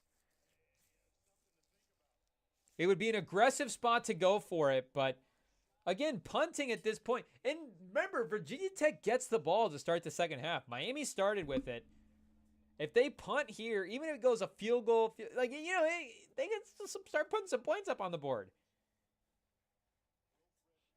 So it looks like with going back to get the football and then the forward progress with the tackle pulling him backwards and all that, it's going to be 4th and 1. Wow.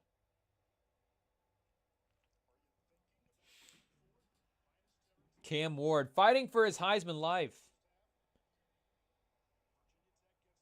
Is Quinn Ewers actually doing it right now to win the Heisman? Pause. I guess I don't know how many games he's actually slated to miss. But if a couple of guys, have some bad performances versus Quinn Ewers sits out some games.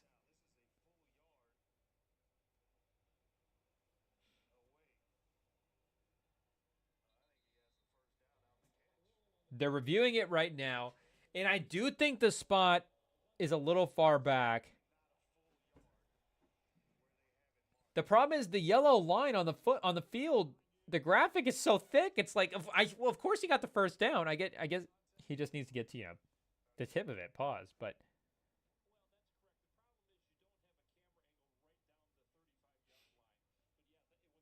also, where is that chain? It's like the down marker was on the opposite side of the line. versus it seemed like he was on the yard line versus the football. Okay, the ref just challenged the camera guy. He's like, well, unfortunately, we don't have a camera angle that sees this. And then the camera guy just cut to it. Just a big old screw you to John Perry.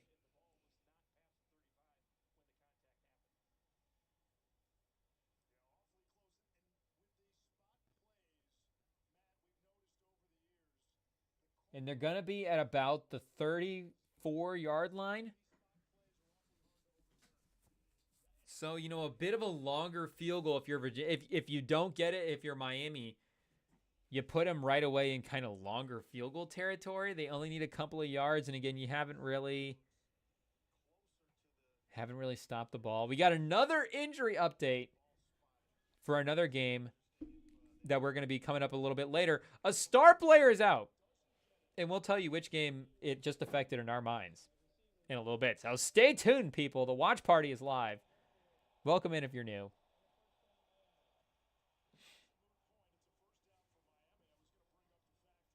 And they reversed it. They switched it back. It's going to be a first down for Miami.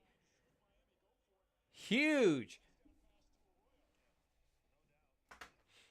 Not quite calling back the pick six on the 2-point conversion, but very, very big. A fresh set of downs. The Virginia Tech defense has to stay on the field. And I feel like, you know, they gave – and let's not forget that's off the offside penalty as well, too. If they don't get that, you know, Powell had Cam Ward chased out of bounds and the ball was thrown away.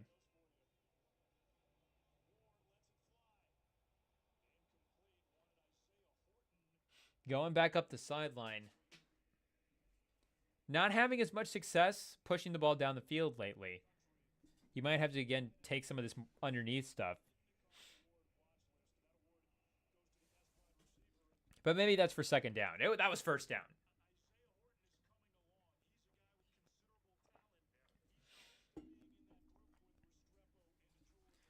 Restrepo. Okay, that's the guy that made the couple of plays earlier. We kind of like what we're seeing from Restrepo.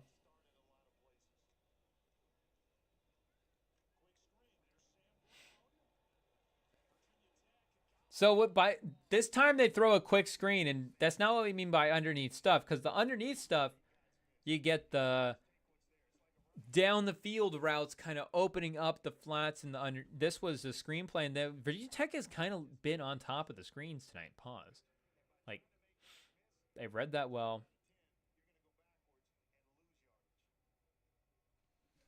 Miami is 6 for 9 on third down tonight. So, I mean, you know, they've been moving the ball, but. Okay, Powell back on the left. In a stand-up position this time, though. Back down on the ground. And see, Powell tried to stunt over the guard. It worked! They get the pressure on 3rd and 14. Powell wasn't the one that directly got to the quarterback. He didn't want to take on the left. I don't know if he didn't want to take on the left tackle, but he didn't. He stunted and went back over kind of into the middle of the line. But they got him again off that left side. And it's actually from, no, I'm mistaken. They got him from the guy that rotated, Powell rotates over, then the guy that blitzed behind him, I think, is the guy that ended up slipping in and getting him. So Powell again affecting a third down, making up for the penalty, punting the ball. And now with 2:29 left in the second half, or second quarter, sorry, Virginia Tech has a chance to put potentially, 14 unanswered points up on the board here. Oh, and I just realized the background stream was frozen. My bad, people. We'll get this updated. Oh, we got one update. We got another update.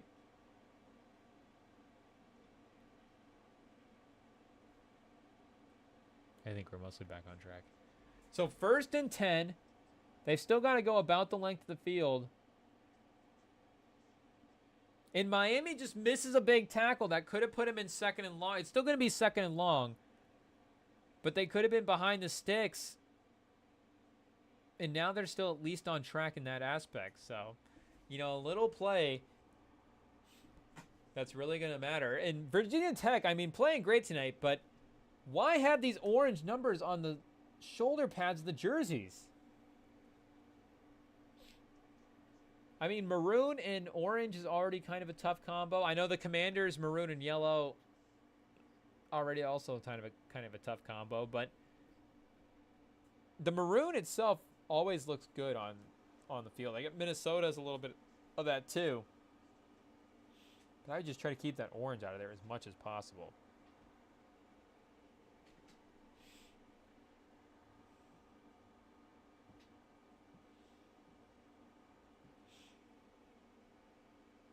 Okay, back to the next game. Did we make a pick for Saints Falcons? I don't know if we actually made an official pick. I think I said I was leaning Saints because of how explosive their offense was in the first 2 weeks. I think we're still going to go with it. Let's still go with the Saints. To go up 3-1, and no, we got to go with the NFC South is only going to be chaos, and I think everybody being 500 and tie with each other is the correct way to do it. The Falcons will win this one at home.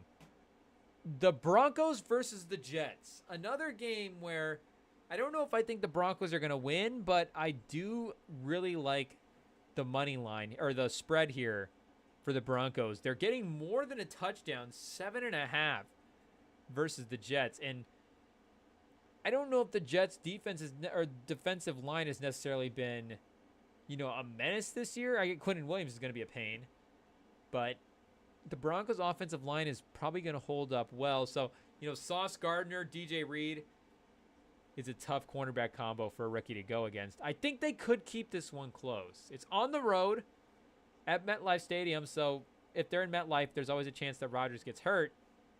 But Surtain as well, too. Jones, the safety for the Broncos, I mean, he looked fantastic last week, but he's had a really awesome start to the season as well. And they've needed some extra secondary help behind Surtain. I know the cornerback, too, was the position that our guy Fataport, shout out, in the past was always kind of iffy about.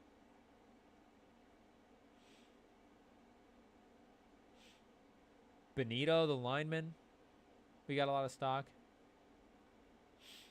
Oh, yeah, and I forgot they brought over Franklin Myers as well, too. Zach Allen's having a good start to the year. So, I don't know. The Broncos, another team, I think, officially in feisty status. And I know the Jets looked good against the Patriots last week. But Thursday Night Football, I think the Jets kind of needed to prove a point as well, too. Though they are trying to prove a point for this one. I heard that maybe they want to take it to Sean Payton. Pause. Stick it to him. So we'll see if they are able to play with a vendetta for this one. But we'll still pick the Jets. I think the Jets is still the correct pick if we're just doing the money line to pick the winner. The next game, we'll go Steelers versus Colts. Steelers versus Colts. Steelers on the road. Will Anthony Richardson have the couple of long touchdowns? That's the question.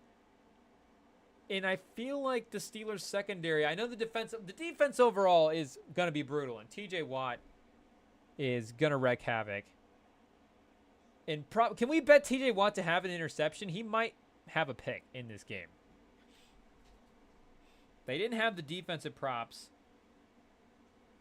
available yet when we were looking at some of the player stuff and trying to put together some of the parlays earlier.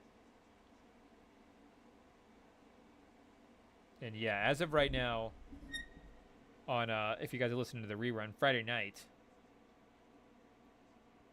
they don't quite have the defensive player props on there. But if you can get a sneaky TJ Watt interception at like 6-1 or 9-1, it's something ridiculous.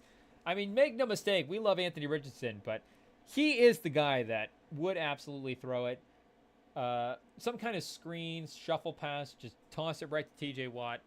He could also throw a pass down the field, obviously. So, maybe because of that, some of the odds might be screwed in the Steelers' favor. Are there some minus odds on the Minka Fitzpatrick or Joey Porter to have an interception? Would be crazy. They're like, no, yeah, this is actually likely to happen.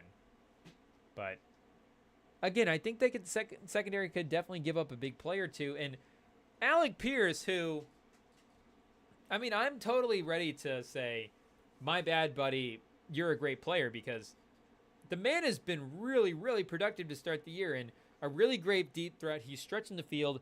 He's catching everything that Richardson throws at him. And he's wide open when he's running down, these deep routes.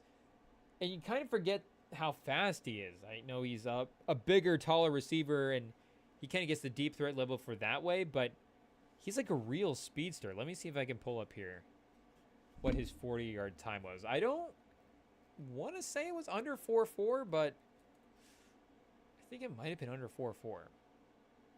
The man, I think, was flying. 4.41. But a 4.41 at 6'3", 211? I mean, the man is flying. We don't take it back. We're still right about that. And a big third down conversion for Virginia Tech keeps the drive alive.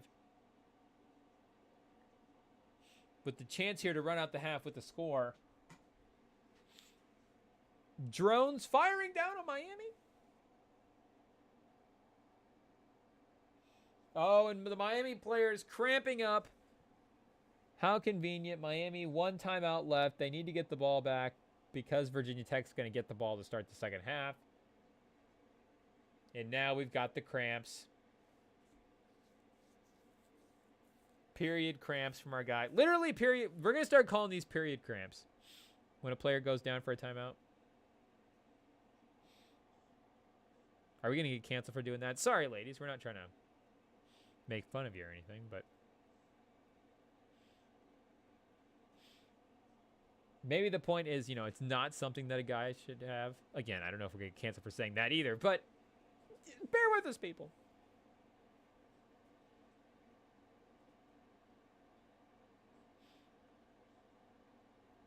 So, yeah, he's okay. He's going to walk off under his own power. He's going to high five and just be like, yo, man, my calf, bro. I don't know what to do.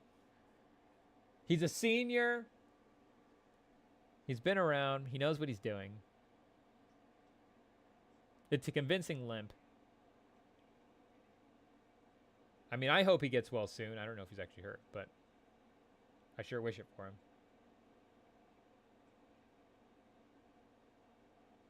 So 1:40 with the clock running, and they're almost at the 50-yard line. A run? I will say Miami's like leading the league right now in breaking through the line and not getting the running back. There's always a moment on all these runs where it's like, whoa, I don't know if they should be running the ball. Then they seem to pick up positive yardage. So 5 yards. Even a field goal here, again, just to get the ball back would be crazy. And they're already up a score, so a field goal puts them up 2 scores. I get if you put up 6 points here, you're still only up 2 scores.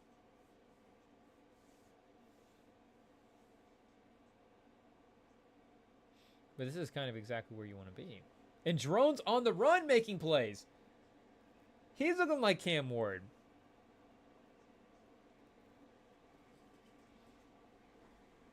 Wow, so 167 yards in this quarter for Virginia Tech, 29 for Miami. And half of those on that play that was on called back, or they got to redo because of the penalty.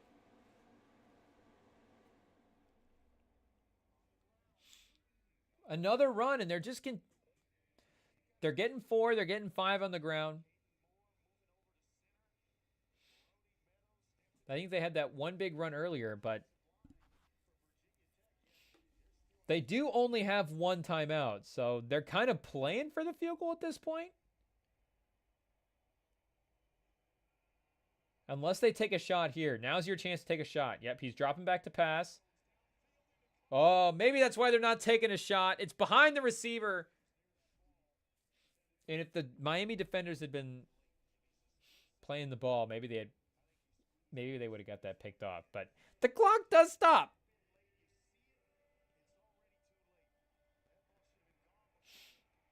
And it was honestly, It was just a little behind him. Maybe it's just because of the window he had to fit it into. He was throwing it late, but it wasn't necessarily a bad window if he had just ripped that right in there. So 3rd and 6. They're 1 yard from field goal range on the graphic, and he takes the sack. The one thing you can't do. Again, even 1 yard away from the field goal range, you just go, hey, throw it away. We'll make him stretch his career long a yard and hope he can get it. Now, I mean, you're probably going to kick it, but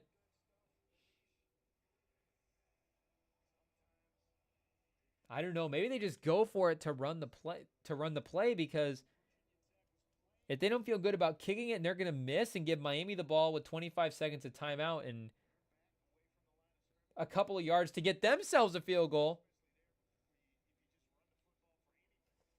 Again, you still get the ball back in the second half. It's a major thing, but I think they're going Hail Mary. Or I guess play. No, they're going to go field goal.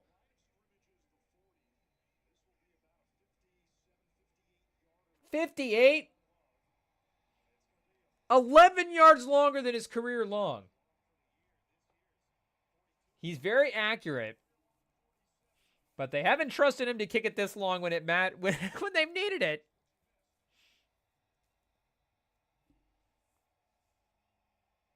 Or has their offense just been so good at moving the ball that he hasn't kicked a long field goal? 58 yards.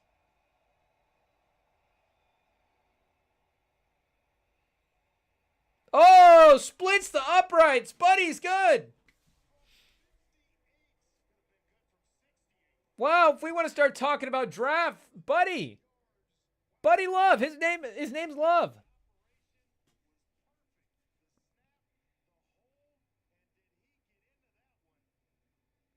Wow, and it was good too. Like Brandon, I don't know if it was Brandon Aubrey level good, but yeah, the announcer just said Justin Tucker. I was gonna say probably Justin Tucker level. Again, Aubrey's cranking 70-yard field goals. This guy, Aubrey's, a bit of a stout kicker too. This guy definitely more of a Justin Tucker theater kid vibes. But it's good from 58. Those theater kids, man, they're packing sometimes.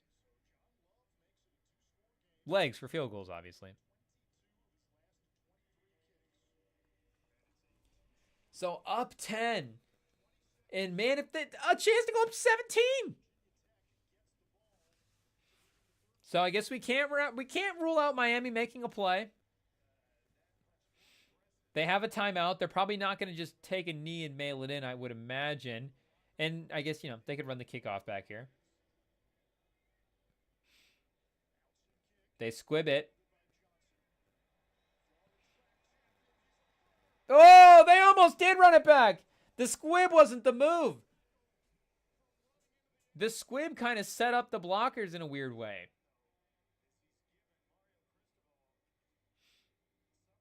Right up the middle of the field. Just wide open. The last guy got him. So you got a timeout here. A chance to make a real throw. They've got the ball in the 47. They need like 16. They need like 13 yards, 14 yards, 15 yards.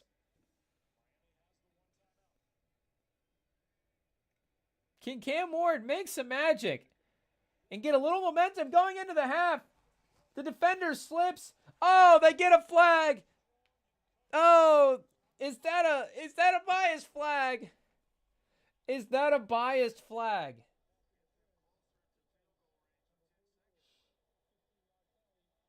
Wow.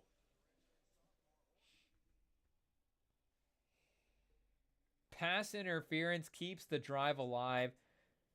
Potentially gives him a field goal and is going to at least keep viewers tuned in, which I think is the point. A little bit of life here for Miami.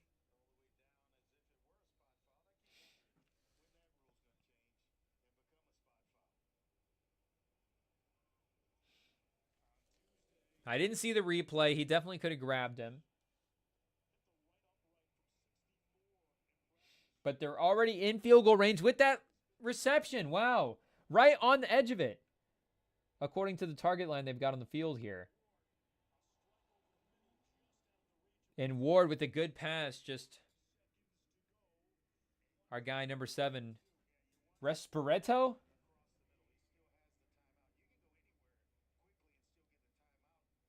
Espirito? So 5 seconds left. Do they just kick the long field goal? I think they're going to try to one more play. They're going to risk it with the field goal.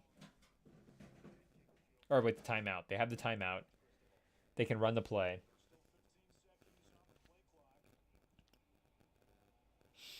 Then you'd only be down 7, which if you get the stop if you stop Virginia Tech right away, then you neutralize the whole thing. And now you can go back, you could tie it, you could be chilling.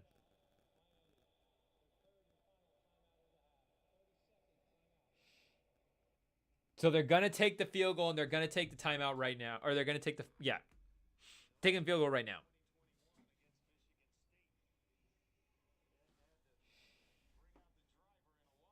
So do they not trust Cam Ward with 5 seconds? Is that what they're saying? No, I think it's the right move.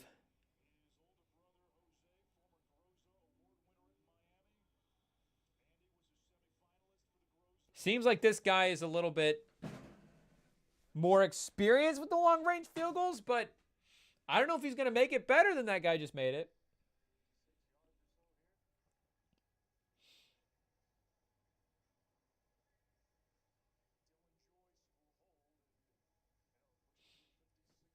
.56, it's going to be a little bit closer. They said his career long is 55, so a back-to-back career longs here. Pause for our guys. To cut it to single digits, single score. It's hugging that upright. He snuck it in. Kickers, man.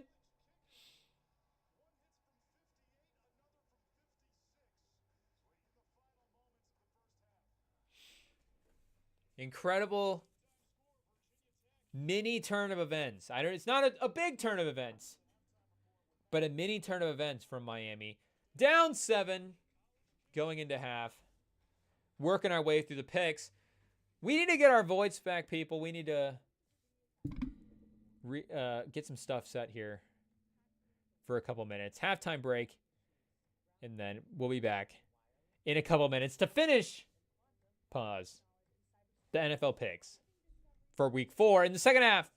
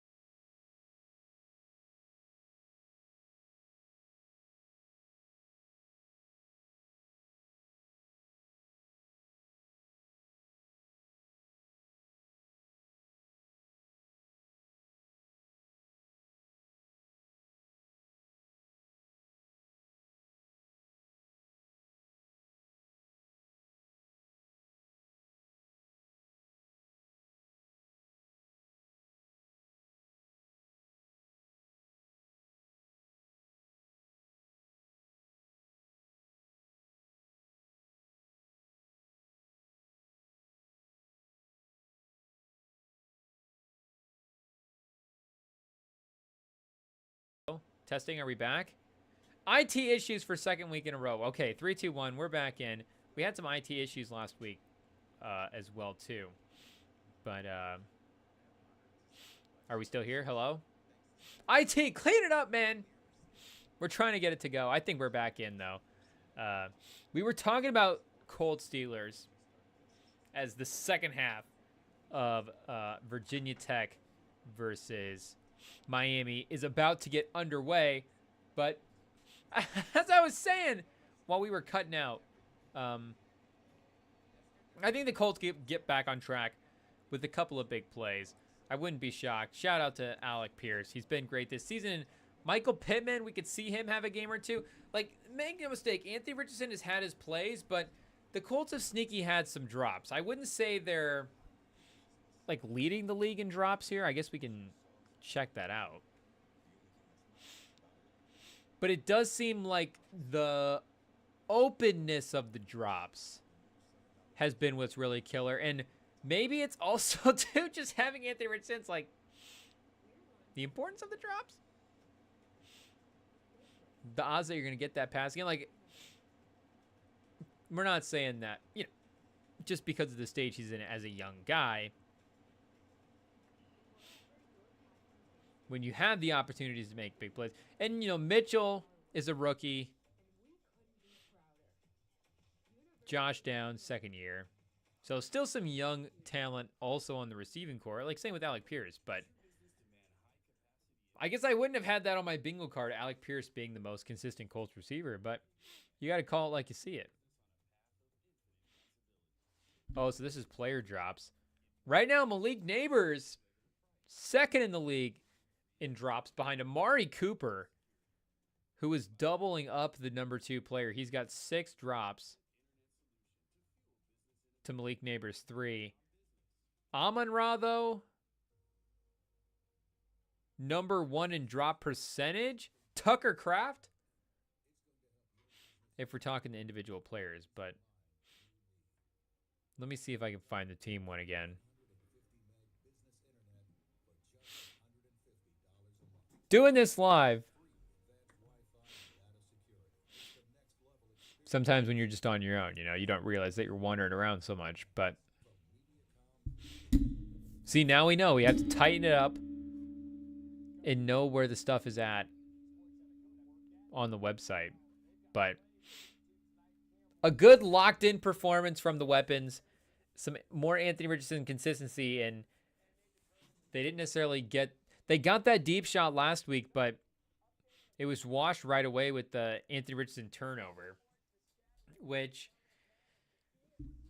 you know, he kind of addressed it in the post-game conference. Somebody had asked him about why they thought that he was having such a hard time with some of the easier passes, and he was kind of like, you know, beating around the bush a little bit, but then, you know, it's kind of like, yeah, I probably am overthinking it at the end of the day. So if he is starting to address that and realize, hey, maybe it's just settling down and being confident in your reads and your footwork and, you know, what Steichen is ultimately teaching you and trying to get you to perform, then maybe just the trust in that will help take his play up another level too. Because, you know, it's not even like that's a pass you should complete. Like, that's just not an interception that should happen. Like, that should be either out the back of the end zone or in the receiver's hands. Like, there's just no way that there should be a pick there unless it's just an absolutely credible play by the receivers. So when your quarterback is making those type of decisions, you know, I guess if you're doing that in year 3, but when he's doing that this early on, it's better that than him just not necessarily reading the defense. Because, again, and that ball was tipped as well, too. Like, we got to remember that the defender did get a hand on that. Wobble would killed it. Whatever. But, you know, you just got to have a better, more locked-in effort there. So, I think as Richardson cleans some of that stuff up, that'll be his... You know, just as important as some of, like, the IQ stuff with him as well, too. But getting some more help from some of the weapons, I think, will be big. But, like, I don't remember if I was muted when I said this or not, but TJ Watt, I think, is obviously going to be the best player in this game. And maybe a sneaky, if you want to get crazy and go for a TJ Watt interception bet, I don't know if FanDuel has that out yet, because we just had looked at some of the props, trying to put together some parlays, and they didn't have the defensive player props out yet. So once those are up, if there is an option for a TJ Watt pick, which I don't know if they ever put a defensive lineman in the interception parlay, but I just feel like TJ Watt, the player name, they might have a random like 9-1, 6-1, or something like that. And make no mistake, if anybody's just going to throw a shuffle pass or a screen pass to TJ Watt, it's going to be Anthony Richardson. So maybe see what that is out there. Not that we're doubting our guy, but and not that we would do it, because we would never well, not never, but we just want to not right now bet against Anthony Richardson. If it gets to the point where, it's been a couple years and he's dragging down the team, and then it's like, hey, maybe we do, if it gets to a point, we'll turn and make the bets. But right now, I mean, we're still all in. It means 8 starts in or whatever.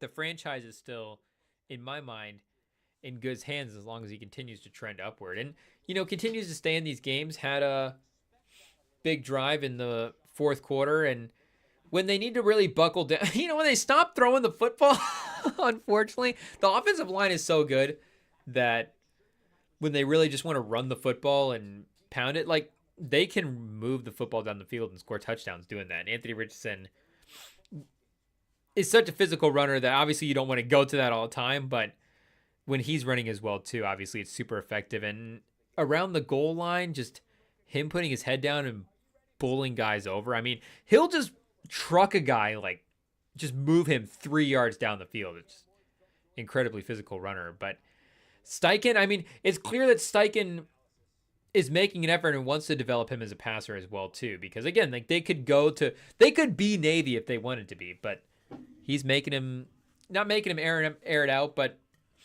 trusting that he'll continue to grow as a passer, which obviously we believe he will. So again, the Colts would be undefeated if their games were actually with what we were picking. But I mean, can we ever pick our guys to lose? Especially like, we're not going to back Anthony Richardson, and as much as we love the Justin Fields experience, like we can't back our guy and then not pick him to beat Anthony, not pick him to beat Justin Fields. So for now, we're still picking the Colts. Unfortunately, we've only been right once, but I feel like we could be right again. It's on the table. And, that Packers loss is one of those losses. I don't know if you can necessarily say the Colts are a bad team off a game like that.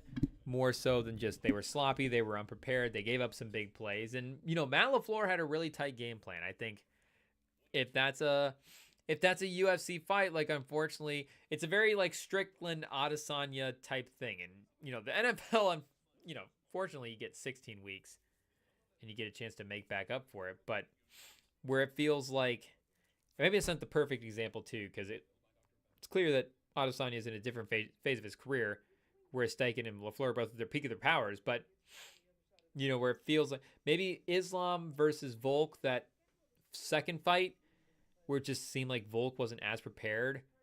It just really wasn't, expecting the counters and anything Islam threw at him, and just, Islam was able to get him down real quick. Like, unfortunately, the Colts were not prepared.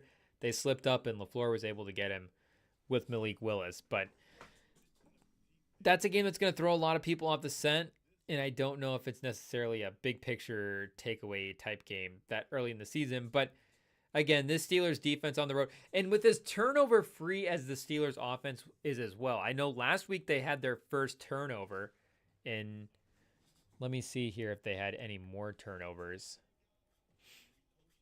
But Fields threw his first pick, and if I remember correctly, it was another like off the receiver, batted up in the air. Not necessarily Fields throwing a terrible pass, more so as it was just unfortunate circumstances. So Arthur Smith has really put this position in Fields in a position to succeed. He has schemed up the run game. Our voice is going, people. Forgive us. Sorry. But he's schemed up the run game to be at least somewhat effective. It's 12th in yards right now. Second in attempts, 12th in yards. So 27th in yards per attempt. I take it back. Run game, not effective under Arthur Smith. But one interception on the year for Fields. So odds are it's going to be a clean game. Hopefully Latu's able to pick up a sack or two. And we're going to pick the Colts. Pick them to cover. Pick them on the money line. I think there's a chance that they're the first team ever favored on the spread in odds on the money line. Oh, that's an old one. I was remembering that from old. It's Steelers minus 2.5. I guess I don't have the trends here to see if that's changed. I don't know if I'm just remembering that incorrectly, but Steelers currently as of Friday night with the second half of Virginia Tech, Miami about to start. The line is minus 2.5. The Colts plus 114. So the Colts at home, the home underdog, I'm in, baby. Let's go. That's much more attractive. Counting us out. Anthony Richardson plus 140 for a touchdown.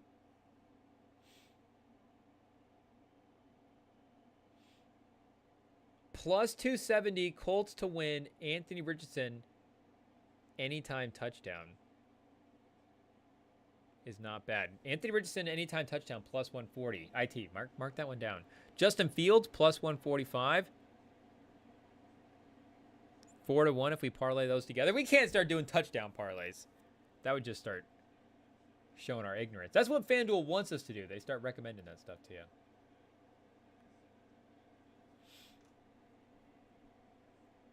Okay, Virginia Tech with this important first possession of the second half. And immediately going backwards, but like we're saying, they're just not really getting... They are getting negative plays, but they've managed to also escape some negative plays and get back to the line of scrimmage where Miami's had a chance to put him into tough positions behind the chains. It's going to be second and long, but that could have really been disastrous there. Second and 13 still. I guess he had the little crawl forward after the play, but it could have really gotten ugly on that run. He seemed like they had him at least at second and 17, second and 18. They're going back to the ground. It kind of worked. Third and manageable from where they're at. It's going to be 3rd and 8-ish. The running back's limping. They've really been using him a lot tonight. Pause. 13 carries. It's been working. 106 yards. And he's got that touchdown. So on 3rd and 5 with him off the field, maybe even in a passing down set, maybe you just want him on the field just to terrify the defense at this point. But if he's going to be blocking injured, you don't necessarily want that either. We've got motion, working off the motion. Beautiful cut by the receiver. They threw a flag once he started running, so there's a good chance it's going to be holding and it's going to get called back. But oh no, the play is on the defense. The penalty is declined. I think was it an offsides? Somebody jump off?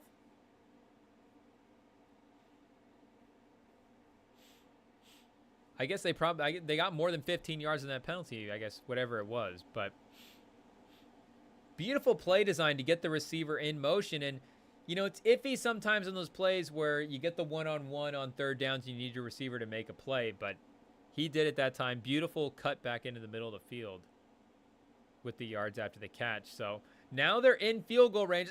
Do we move the field goal range back out now that there's guys kicking from 50 yards plus? I think we might. But, again, just with a chance to put some points up on the board here and take advantage of that coin flip situation. I know it's only field goals, but if it's points against the number 17 in the nation, you got to take it.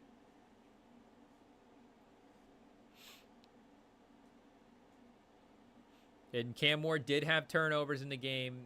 Maybe he's not going to do that in the second half, but the impact of those, again, they've scored off of those. They've been felt already.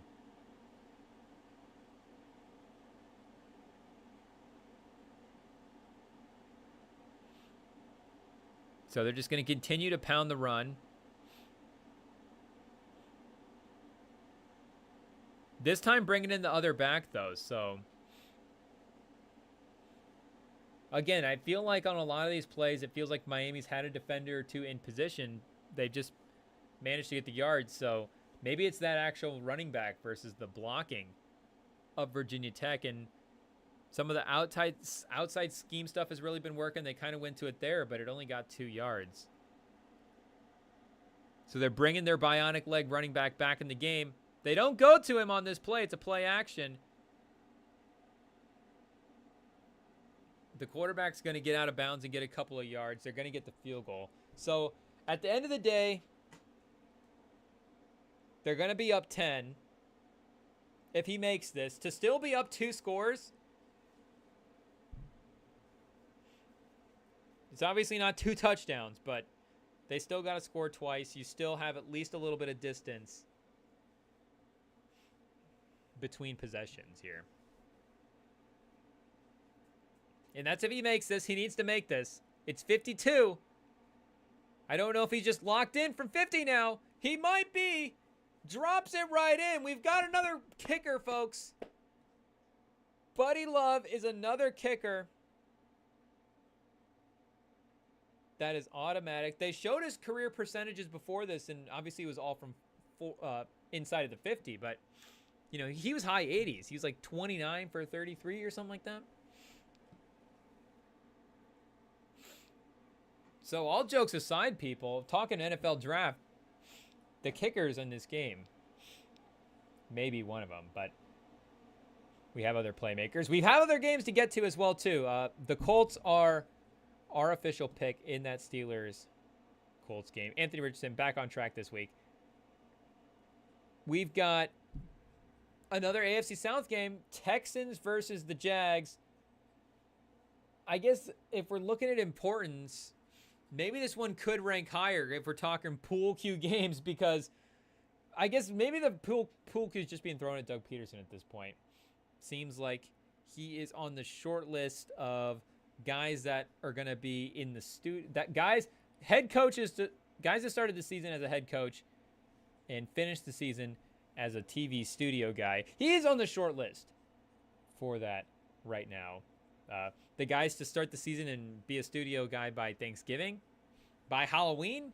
I don't know what you want to set the deadline by, but if they lose this one and Trevor Lawrence looks bad, it's going to get brutal. And again, I know the Texans haven't necessarily looked great with Stroud in this offense as compared to the expectations, but maybe the Vikings and Flores, I mean, they obviously just had a great game, and Flores is a great coach, not just in this season run. You know, he's an established coordinator. So, you know, there are factors into why that game definitely got out of hand. And I think it's fair to say that maybe to start the season, you know, who knows going forward if this game was a changing point for him, but there was a little bit of the Texans.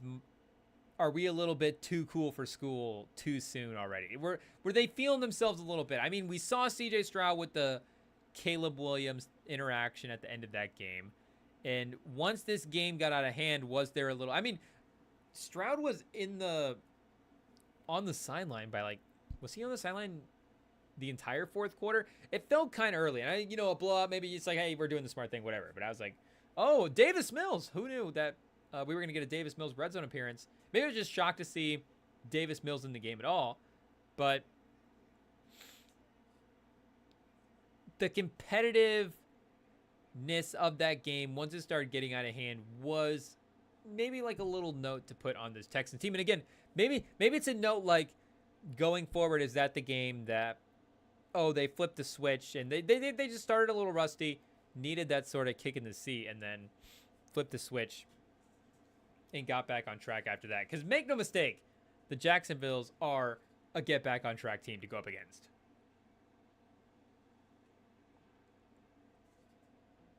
A great matchup if you want to try to get a win in the books, it looks like.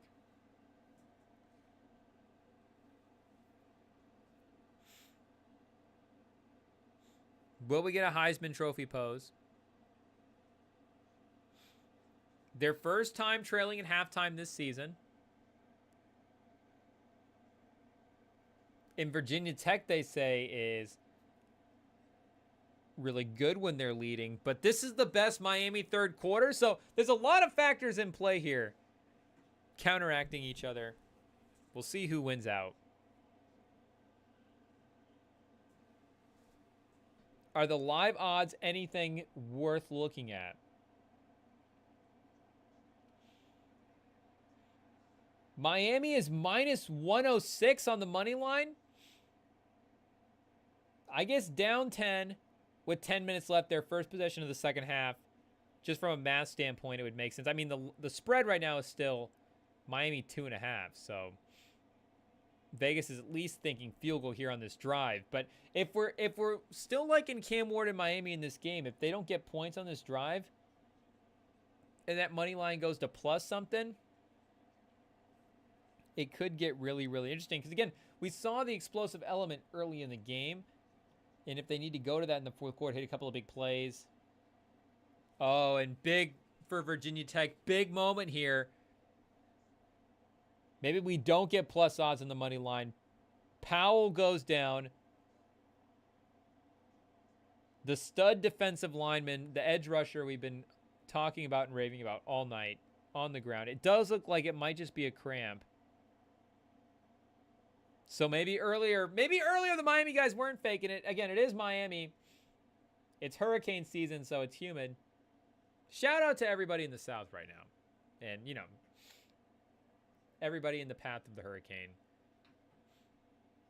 Because I don't mean to sound ignorant, but I'm sure it's all islands and stuff out there as well too. So if you're out in the Caribbean listening to the Rem and Sam pod, we hope you're doing well.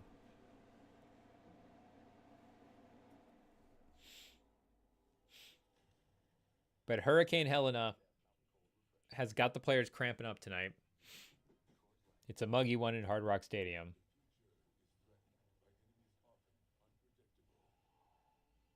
Texans, I think, is a lock. Rams versus the Bears. Maybe this one should have been higher, but the Bears right now are -3 at home versus the Rams. I mean, the Rams just beat the Niners, and I get they're beat up. And again, you know, Puka and Kupp aren't going to be back for a while. But it's still Stafford versus Caleb Williams. And again, the Rams the weakness of this team is going to be the Rams defense. Is kind of counteracted by the fact that the Bears offense has just done nothing to start the season. The Bears offense is 31st in DVOA. The Rams defense is 32nd in DVOA. So, I mean, that kind of cancels each other out. It's just going to be, you know, turn the channel when the Bears are, when that side of the field is going at it, pause. But Stafford and McVay, you can get him at +3 against a team that's just not looked good for the first 3 weeks of the season. I don't know why we wouldn't do that. Do we consider chucking them into a we didn't expect to build an underdog parlay, but it's shaping up to just be an interesting one to consider anyways. The Rams right now, +134. If we put the Commanders in here, that's gonna be probably the riskiest leg of this bet. Oh, and if we put an Anthony Richardson touchdown here, it's going to explode the odds up to 31 to 1 for a 4-leg parlay with these underdogs and Anthony Richardson touchdown. But if we take those guys out, so if we go Vikings to beat the Packers, Rams to beat the Bears, and Commanders to beat the Cardinals, that's 12 to 1. I get we're doing a 3-leg underdog parlay. This is how Vegas beats you. This is how This is how they win money. But I mean, again, that's about as good looking of a 12 to 1 underdog parlay as I've ever seen. You've got the 3 best quarterbacks in each of those games. Even if Jordan Love is playing with the way Sam Darnold's looking under Kevin O'Connell, that still might be true. Boy, oh boy, are we going to go broke on that parlay. Because now it's like, I mean, at 12 to 1, do I start going, There's expenses I could pay off. You know, we could start clearing up some debt. Do I really go in on this bet? Chat, how much do we drop on this bet?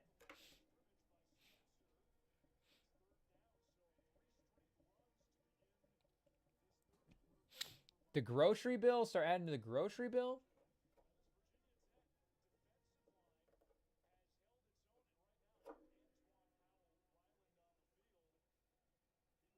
And then, like we said, if we put that Anthony Richardson touchdown in there.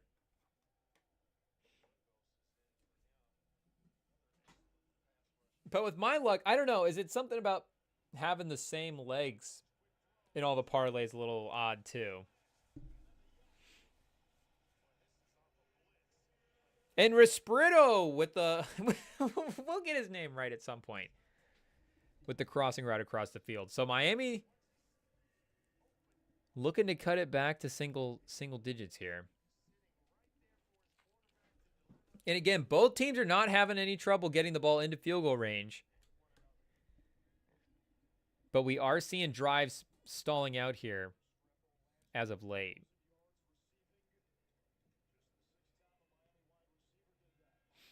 Maybe it's some play calling. And Cam Ward this time decides to run. So we didn't see him do that a lot in the first half, to be honest. He was moving around for sure, but I mean, makes sense as the game goes on. Take the ball in your own hands. And, you know, we mentioned as well, too, they just showed one of the corners on the TV. Like, we haven't mentioned that a lot since the top, but again, Tankathon had both those guys in the top 100, and to be honest, like, we see Cam Ward looking down the field. There hasn't been a ton. So I know Risprato, number 7, good old lucky number 7, is, you know, been working out of the slot a lot. But again, that's out of the slot. And I don't know if he's necessarily been matched up against one of those guys. Maybe he's one of the better receivers on the team. But Powell still working around the sideline. So Miami moving the ball without Powell. Oh, and he's going to the locker room. So maybe it wasn't a cramp. Maybe our guy's just a baller and he's shaking it off. Oh, the announcer said IV. Good point. Maybe they're trying to speed it up, but don't they don't got like a sideline IV? They don't got a liquid IV? We can't get him back out there sooner. Oh, and Cam Ward with another pick. And this one's going to be a run back for a touchdown. He's going to go all the way. Oh, they're going to stop him short. But he is inside. He is in the red zone. So Powell is out. It doesn't matter. Let's see this one again. I think was this off the receiver? It was just behind the receiver. I mean, he still got a hand on it, but that was a bad throw. The safety was right in there. It did get tipped, but could have been easily intercepted by the first defender. So make no mistake, Cam Ward might go over 500 yards tonight, but there is going to be a couple turnovers in that stat sheet as well. And it might be a loss. It might be garbage time yards.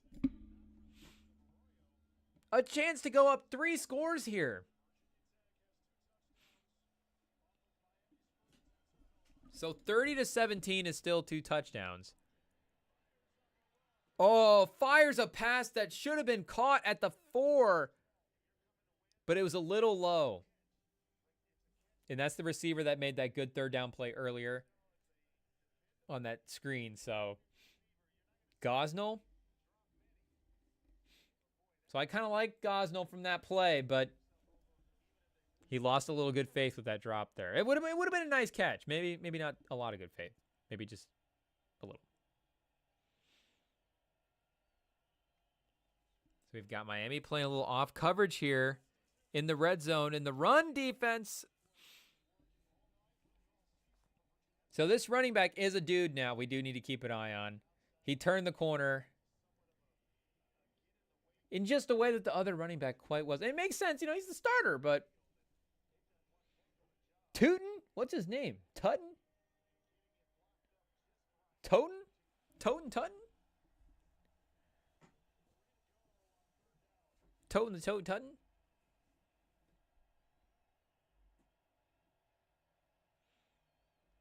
3rd and 3. They could get the field goal stop here.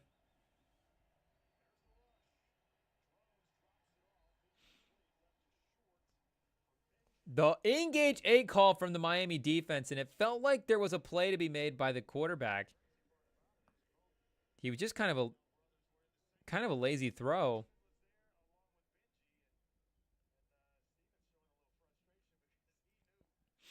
Are they going to go for this? 4th and 3 inside the 10? No, take the points. Smart move. The kicker, is this the one he misses? It's a weird angle. It's off to the side. Oh, it's a fake, and it totally fails. They should have taken the points. And there's the momentum swing that Miami needed. The fans are back on their feet.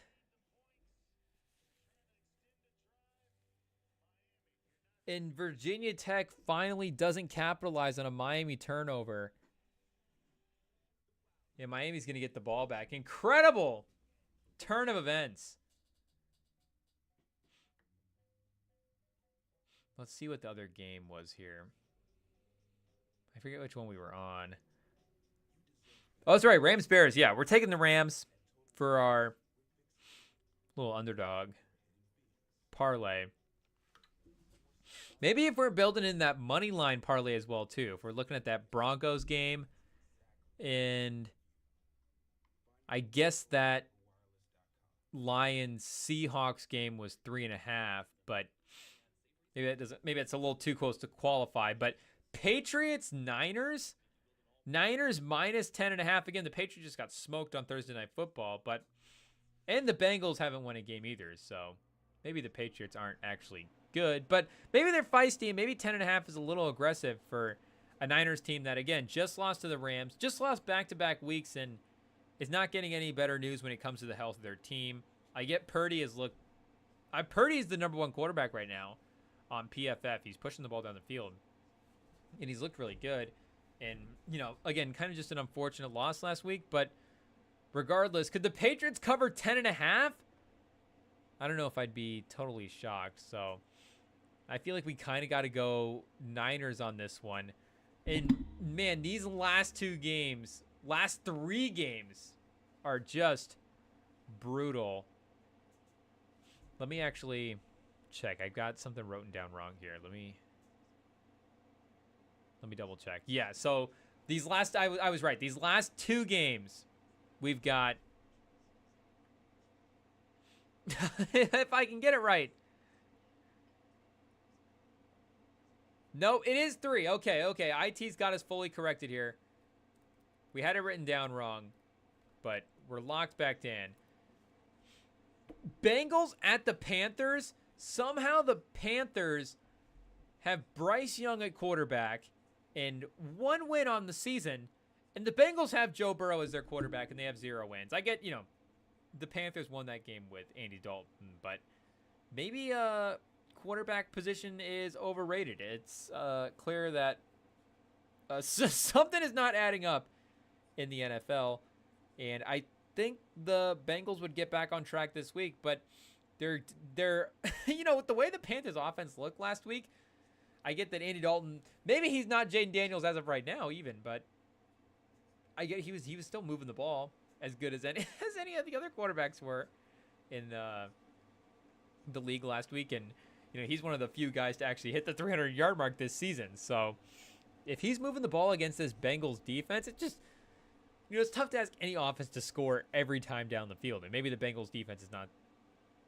what they showed in that game. Maybe it's really what the Commanders are. But I wouldn't be, again, shocked if this game is close, if this game's a red zone, feisty, fourth quarter type game. And I still think the Bengals get back on track this week. But let me pull back up the winless team, because I was shocked 3 games in at just, reminding myself of who those teams were. And there are more undefeated teams right now than there are winless teams, which I thought was kind of strange. But the Jags, the Titans, and the Bengals. So Trevor Lawrence and Joe Burrow are two of the three winless quarterbacks in the league. Now, Daniel Jones has a win. Jacoby Brissett, Deshaun Watson, Andy Dalton. So somehow these other teams have managed to pull it off. I get it's kind of been they've been beating up on each other a little bit. But once again, Miami just not able to finish drives here. Still moving the ball. Still looking good on the first play out of this drive.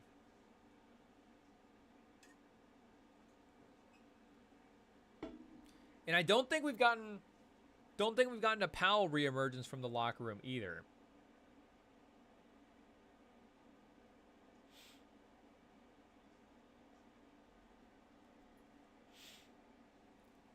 So in 2 plays, Miami crosses midfield.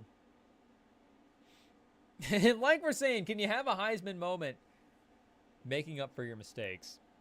Oh, he got crushed on that pass as well, too. That was a great job of hanging in the pocket by Cam Ward.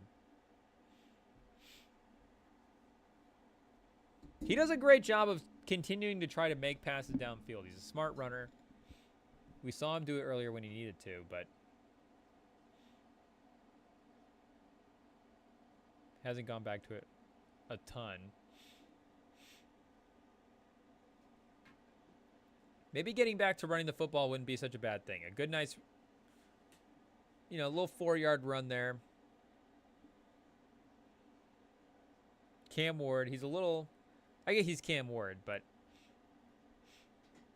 seems like he's a little erratic tonight. I don't know if we want him making like 6 plays in a row, right now. Give him a little break every couple of plays.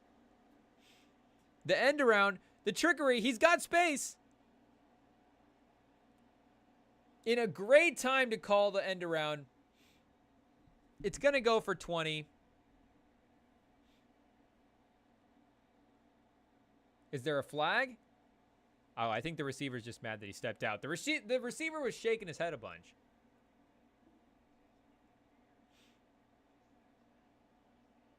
Totally clear. The blockers take out the last 2 guys. Yeah, he's off. He almost could have scored on that. I'm a little shocked he didn't with the way it looked there for a second.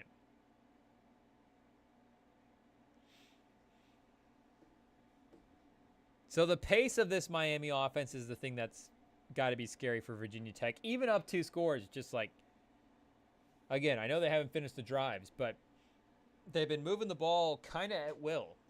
Do we get a yardage check for Cam Ward?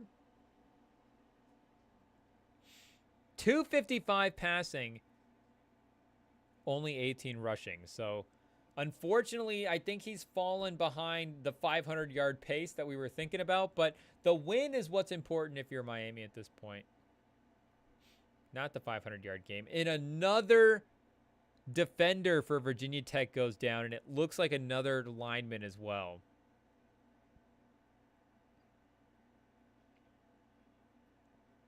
So if anything, Cam Ward's going to have time to throw. And again, I don't know if these are necessarily cramps. Ryland's still in the locker room. Apparently they need to tighten up their IV process a little bit if that's all that he's going in for. But it did also look like he had a tape-up situation on one of his ankles. So I don't know if he necessarily aggravated that as well. So this is Jalen Jones. Another in the great line of Jalen Jones football players. Shout out to the corner for the Colts, Jalen Jones.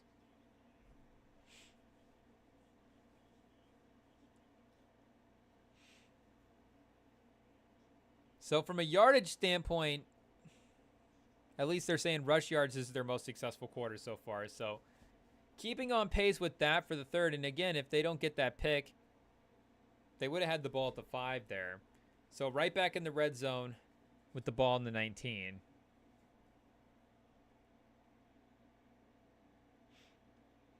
The run's going to get stuffed this time, but I like that they're working it. And he fell forward for a couple of yards, so not a total disaster. 3 yards on that play. Woodson at the safety position? Is that the son of somebody? Charles? Is that Rod?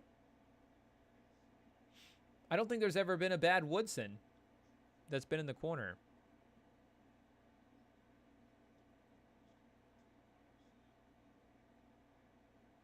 So if they put a touchdown here before the fourth quarter, I mean, you're nervous if you're Virginia Tech. But another errant pass by Cam Ward. The screen that time, I don't know if it was set up perfectly by the blockers and the receivers, but not a well-advised throw by Cam Ward. Yeah, no, right, just right over the top of the running back. Or the receiver, whoever was the target there. What is number 9? Is that a tight end? You never know in college, but... Quinn Ewers, give him the Heisman now. I guess he's hurt. That's why he's off the market. I was going to say, it would have been such a great bet. We would have been thinking miles ahead to just go ahead and bet Quinn Ewers right now when he's out for the year. Cam Ward runs it in for the touchdown.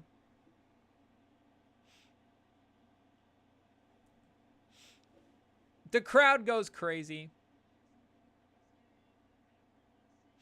I see some empty seats.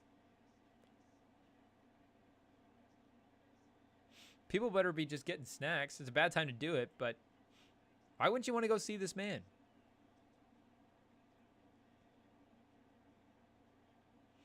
And once again, a smart decision. He waits till they're in the red zone to pull the ball and run. Adds to his yardage total. And he does it when he has the open lane to score as well, too. 24-27. They could easily have the ball back by the time, before the fourth quarter rolls around.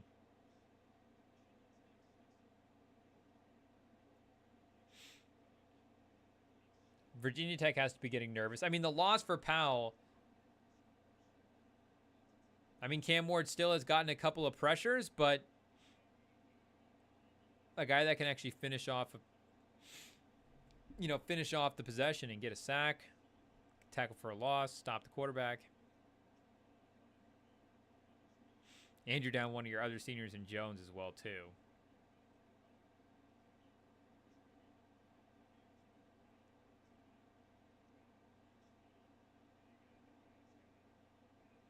Are they still doing the turnover chain? I'm seeing a lot of big turnover chains in the audience. And I guess Miami hasn't gotten a turnover in a while. So here's the spot for it. Let's get that turnover chain going again.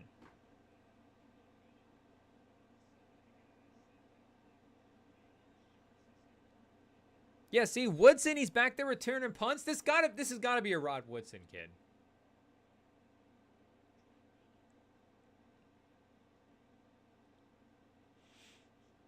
I don't know if Rod Woodson's like a Tyreek Hill, Phillip Rivers situation, a Cromartie situation. And this is just, which kid is the cream rises to the top, literally, pause. But, I mean, he's a punt returner corner. It's got to be. And, yeah, all set up, too, off of the missed field goals. Or the missed fake field goal attempt. So what could have been 30-17 kicking the ball off, all of a sudden now it's 24-27. I mean, this place is absolutely livid. For once, Virginia Tech actually feels like, oh boy, we're on the road. They feel the tenseness. Yeah, there's like an empty section for some reason. I don't know if I'm missing something. But it seems like they got something cleared out. Wow, and the Virginia Tech quarterback drones with the strike to the tight end. Not really a strike, but saves the possession falling down. And not going backwards once again. Continuing to stay in front of the sticks. Positive play for 7 yards.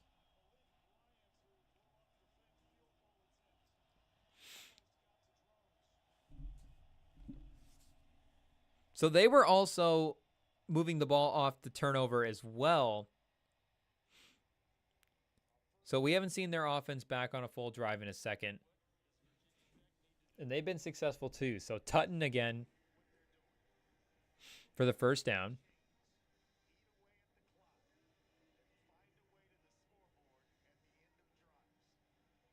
Do we just bring the Woodson kid for offense? Turn him into Travis Hunter? Virginia Tech's Travis Hunter? Everybody needs one. You got to have your two-way guy. It's a great storyline. I love the Jabril Peppers thing. If Will Johnson just started catching passes and getting touchdowns, just started running the ball, I'd be all in.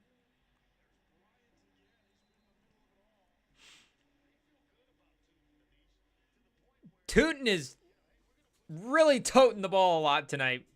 We'll drive that one into the ground. And Tutton is going to get driven in the ground as well, too. He's limping around. He is down bad. I think he's already got 40 carries going into the fourth quarter.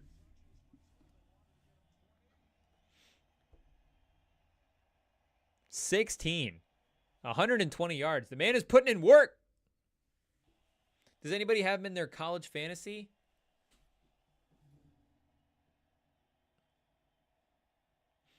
So they haven't had a third down yet with this crowd.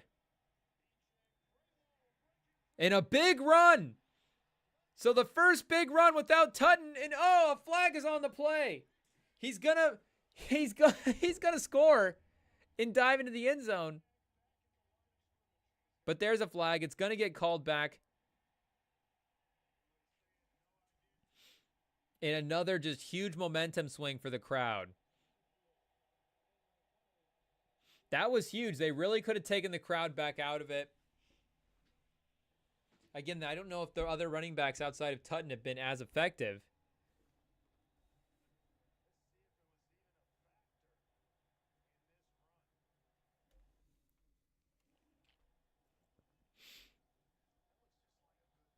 I'm not really sure what they call, to be honest. The defender does end up on the ground, but I think he kind of just got bodied. I don't know if he got held. That's tough. That's tough. I think they've... Another bias call. Is Taylor Swift at the game? What's happening?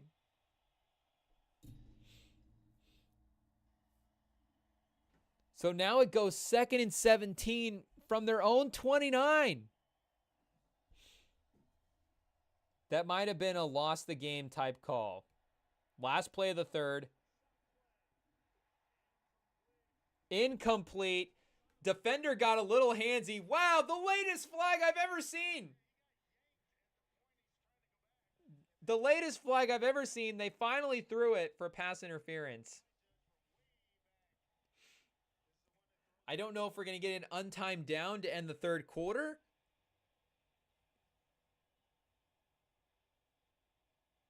But the refs, I mean, you can't show your bias too much, and I felt like they knew we were onto them with that last call, so they got to make it back up for this one. Pass interference. They could argue uncatchable pass there, but I think that was right on.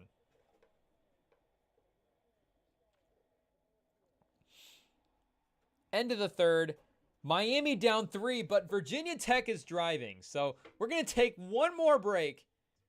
And we'll be back with the last picks, the worst couple of games of the week upcoming.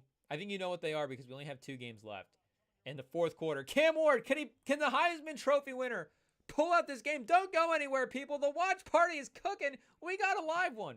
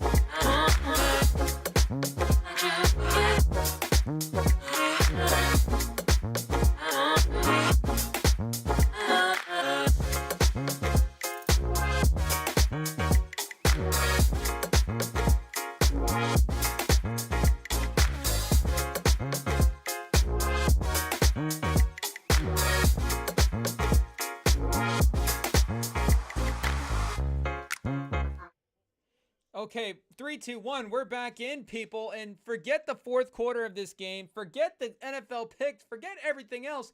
We've got breaking news live, literally live. We're live on YouTube. We're 3 hours in. It's a good thing we're still going because, I mean, it's literally just breaking. And it's a good thing we checked Twitter than we did. Thank God for Shams because without Woj, we need somebody to get us this news.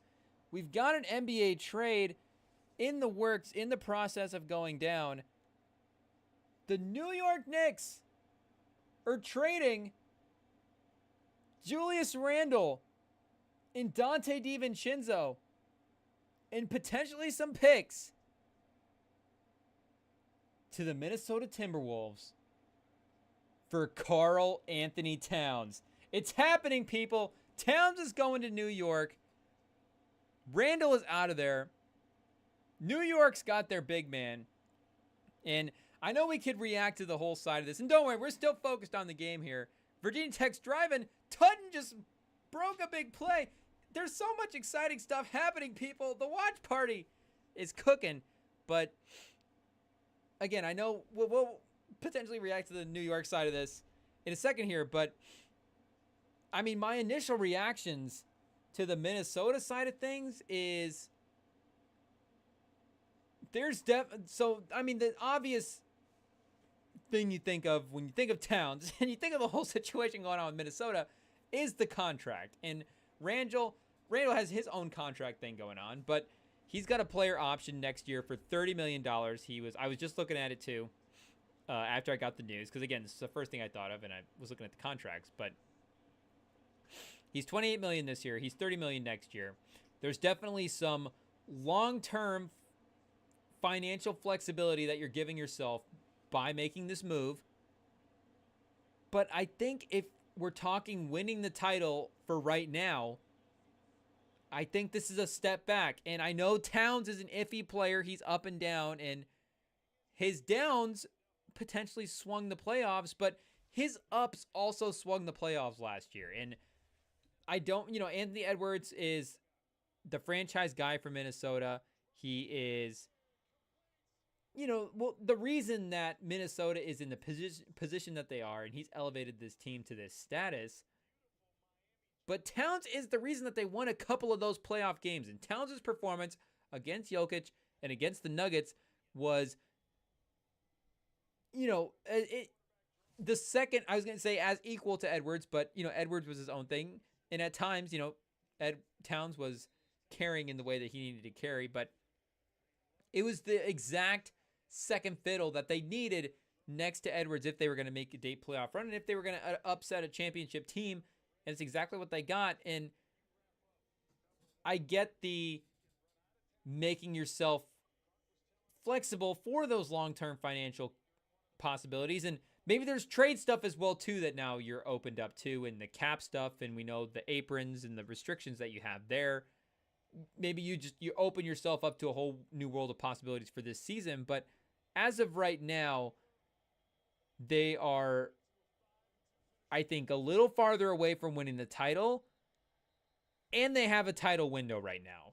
So if you have Edwards for, we have Edwards for the next decade, whatever, he's the type of guy, maybe the type of superstar that you're just in the mix regardless, and you're going to have a playoff team if Edwards is your best player. And again, with maybe this hypothetical team that they're able to build with this extra cap space, whether or not Randall and DiVincenzo is a great role player. We know that he was incredible for the Knicks, and the fact that there's actually there's more bench minutes for him on Minnesota, and he's actually going to be a valuable part of this team, is a great addition for them. And again, that hypothetical maneuverability is important, but they have a title window right now, and maybe moving Towns was the thing to do at the end of the day, but I think you either needed to commit to this was going to be picks or going to be definitely a player upgrade, and it kind of straddles in a weird, vague half reset type move. And Randall, I think, is, I don't know if he's even that far off of what Towns can be, but we just haven't seen him, for the ups and downs that Towns have had. We just haven't seen Randall have the big playoff moments. And I do actually think that Towns' offensive upside is a little bit higher than Randall's. Randall's brings a different element to the game with the toughness, and he's also, maybe the playmaking is a little bit higher from him as well too. You can run some stuff around him, and again, it's a little bit different with him as a point forward. But I think Towns as a second option is a better bet than Randall as a second option. And they have Dillingham. Dillingham's maybe a bit of ways away, but it's a weird team now with Edwards and Randall and Gobert and Mike Conley, and maybe with Edwards taking another step up, it's still overall in the same position. But we'll see what Sam says with this one next time we see him. I'd be super curious. I'm sure we'll get message. I'm sure we'll message about it later. But I think the Timberwolves, as of right now, when they're currently in a title window, they're pulling that back a little bit for maybe something that I'm not seeing. So maybe we just need to let the whole picture play out. But that's just my very in the moment instant reaction to the trade from the Timberwolves side. And from the Knicks side, we go the other way and go, that's a lot of money to commit to Towns, but they desperately, maybe desperate's not the right word, but especially with Mitchell Robinson going out, they're borderline desperate for a center. And we're talking about Towns as a number 2 option. Towns is like a number 3 option on this team now? You've got Brunson, you've got Bridges. Unfortunately, it cost them a Villanova guy, so I'm sure that hurts. And now that I'm saying that out loud, breaking up the Villanova vibes is not ideal. One of the main reasons about bringing in Bridges that was cool was for that specific reason, that those guys were on the team together. It's unfortunate they never got to see the court. There's going to be a weird, can you get all of their jerseys on the same team? And wasn't Arcidiacono on the Knicks? I'm pretty sure Arcidiacono had a Knicks run. So you could get all of the Villanova, the Villanova starting 5 basically on the Knicks, but never actually having played a single minute together. But looking at what the Knicks have here, so they still, Mitchell Robinson, Jericho Sims, obviously. Whoa, and a big third down for Virginia Tech, 3rd and 9, chugging it into the end zone for a touchdown. They're going to go up by 10. Drones is going toe-to-toe with Cam Ward, mainly because Cam Ward has been turning it over like Drones was earlier. I was looking away when this play was developing. Running backwards. Drones across his body. Wow. Cam Ward is going to have to throw the team on his back and be perfect here if Miami has a chance, because that's a back-breaking touchdown. But, yeah, Towns is really a big injection into that Knicks front court. And then OG Anunoby, Mikal Bridges, Jalen Brunson, Josh Hart. I mean, Towns is their fourth or fifth best player on a given day.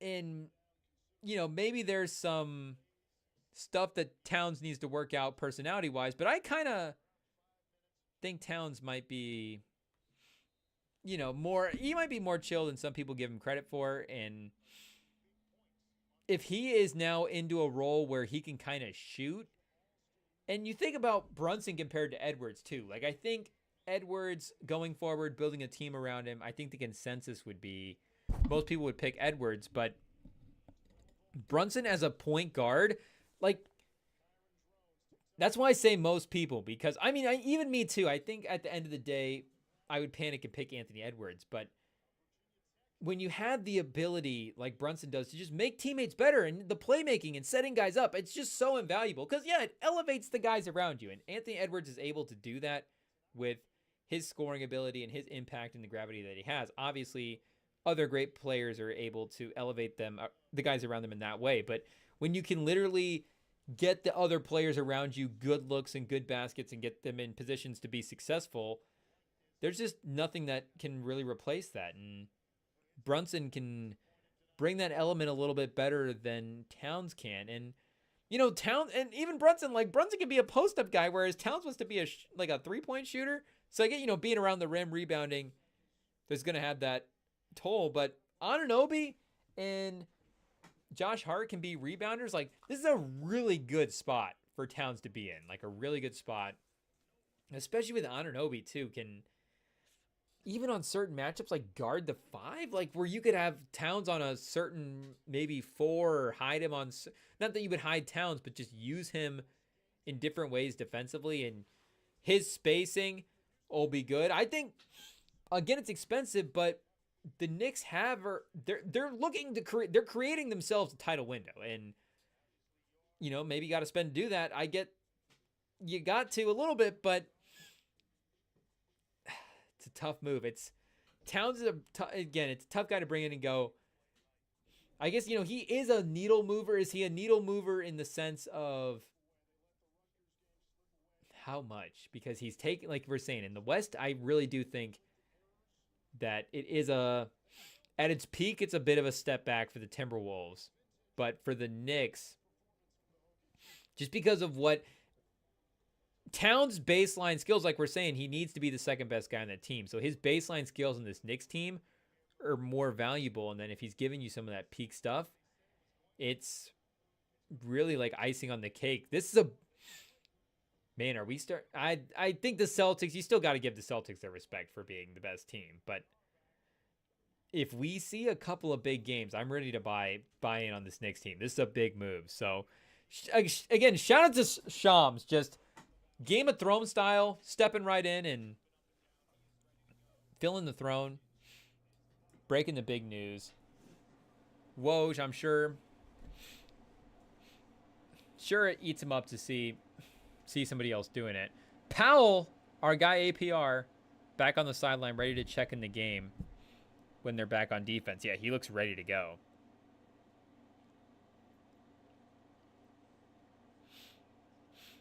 But my guess is that Woj, you still probably have your phone in the shower. I know everybody was making a big deal of, oh, Woj, what a tough life, the grind. You know, you got to do a lot to get to the top. And that's totally true. I totally agree with all that. It's you definitely got to make a lot of sacrifices. But the phone pressed up against the glass in the shower was the one thing that's like, Woj, it's 2024. Everybody showers with their phone. And why is your phone pressed up against the glass anyways? Your phone should just be propped up in the shower playing a video, and then you just get the notifications as they come in. Am I like, why are you not playing a song or DJing or something? This is how you know Woj is an old man. He just like, well, I'm forced to take my phone in the shower. It's like, no, Woj, what have you been doing this whole time? You could just, the shower is this whole other, Woj, if you need us to take a shower with you, Woj. No, pause, IT, take that. Are we live? Cut that out, we're 3 hours in. Okay, 12 minutes into the fourth and down 10. We're bordering must-score territory.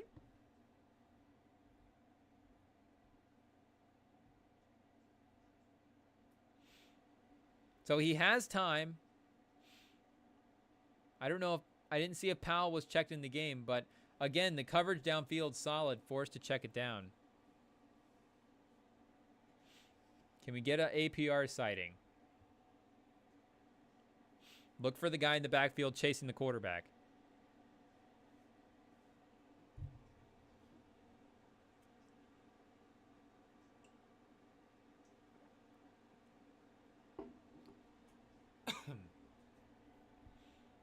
And again, positive yards, but nothing down the field.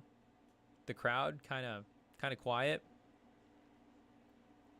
Cam Ward off target on a comeback route that should have been there. Chat, is Miami cooked?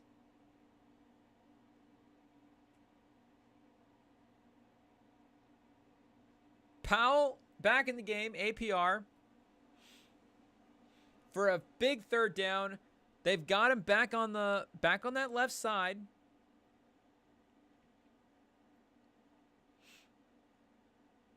Just bull rushing the tackle, drives him straight back.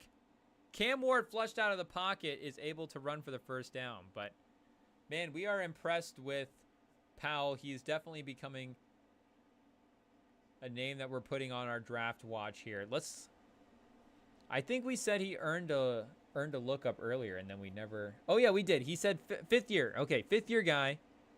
That's right. We didn't write it down. Write it down, IT. So we'll remember. Let's see who else we've got in the mix here, because obviously James Pierce is the big, number one edge going into the year. Mason Graham, if we're just talking about overall defensive linemen.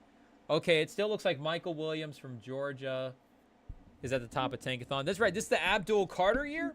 I forgot about that. I'm big Abdul Carter guy. We got a lot of Abdul Carter stock in the bank. A couple of Ohio State guys. JTT back in the mix. Walter Nolan potentially a little bit later as well too. Former number one overall recruit. So maybe there's room for a guy like Powell. I mean, you lead the league in sacks, and that's not always a guarantee, but it's a good sign for maybe a day two guy.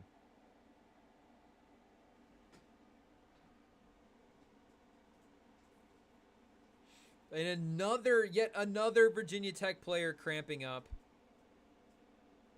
So clearly we need to be hydrating more on the sidelines if we're Virginia Tech. Oh, but at the same time, Miami offensive lineman out of breath, down bad. So we didn't get a weather report for this one. It must be humid and muggy, hard to breathe. You see the panting. Just the humid sweats.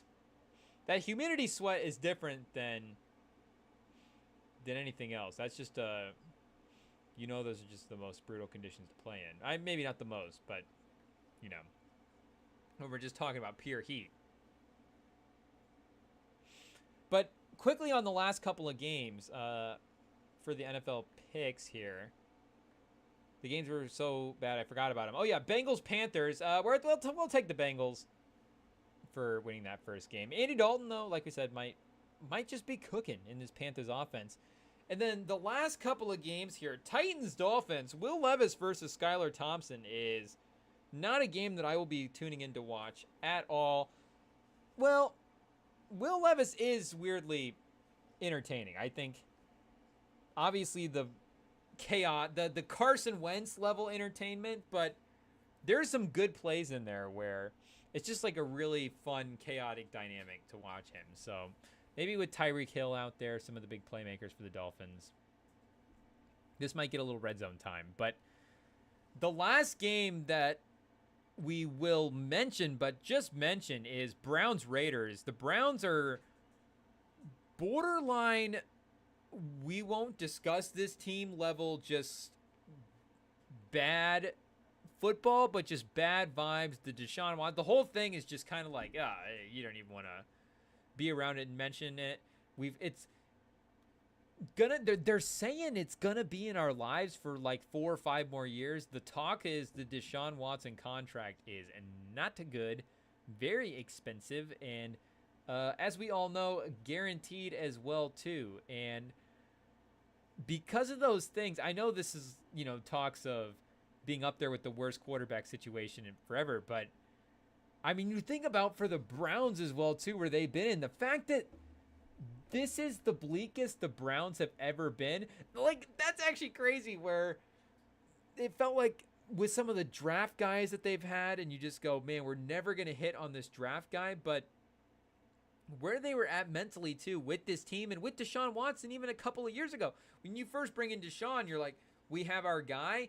And then even last year, it's, Deshaun Watson is maybe looking a little rough. But, I mean, Joe Flacco and the rest of the team, we're a sleeper Super Bowl contender. And then, going into the offseason, like, if we can get some quarterback production again, we're right back in the mix to playoff teams. So they quickly just turned to, oh, wait a second, this is the darkest and bleakest of times that it's ever going to be for a Browns fan. We're not going to get out of this for years.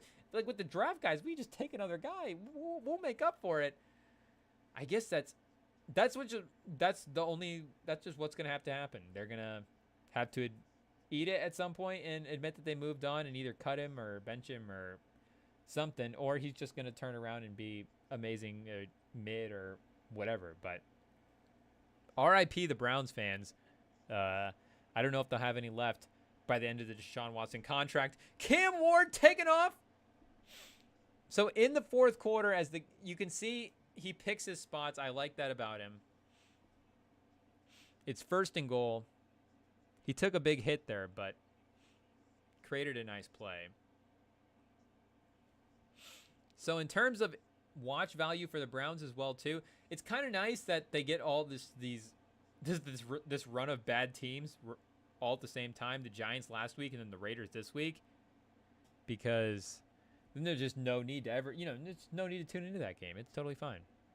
And no Devontae Adams as well too for the Raiders. I saw that a little bit earlier. Oh, so on 1st and goal, a miscommunication between Cam Ward and the receiver leads to an incompletion. Coulda maybe got the miscommunication, results in a hold with the receiver working his way back, but doesn't looks like it's all clean at the end of the day. So we're just going to take the Raiders. We're not going to pick the Browns at all. And we'll take the Titans in that Dolphins game. Why not? Like we said, Will Levis could be fun. I guess we probably shouldn't bet against Mike McDaniel, but a big touchdown by Cam Ward. Hits one of the tight ends. McCormick? Cam McCormick? Is this the decade-long guy? The 30-year-old? Is this the pervert?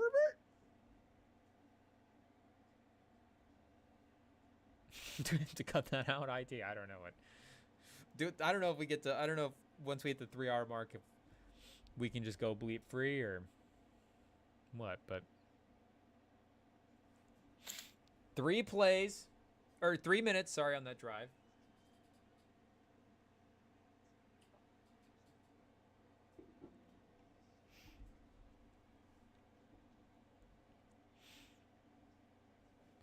But weirdly now, Miami's defense needs to get a stop. They haven't been able to stop Virginia Tech. Drones has been making plays here. I mean, like, he created that last touchdown, whereas you look at the numbers on the season, like we were saying, and like we were reading, the turnover margin was not what you'd want it to be. But he's been playing clean. They've been running the football. And to have that 2-score lead, like we're saying, you give yourself some distance. You can still run the football here, which is great because that's been the best part of your offense. And you want to because you want to choose some clock. We've got a little under 8 minutes left. Or, sorry, a little under 9 minutes. We're in the 8-minute mark. And you can tell that we're nearing the end of the game because these food commercials are starting to hit different.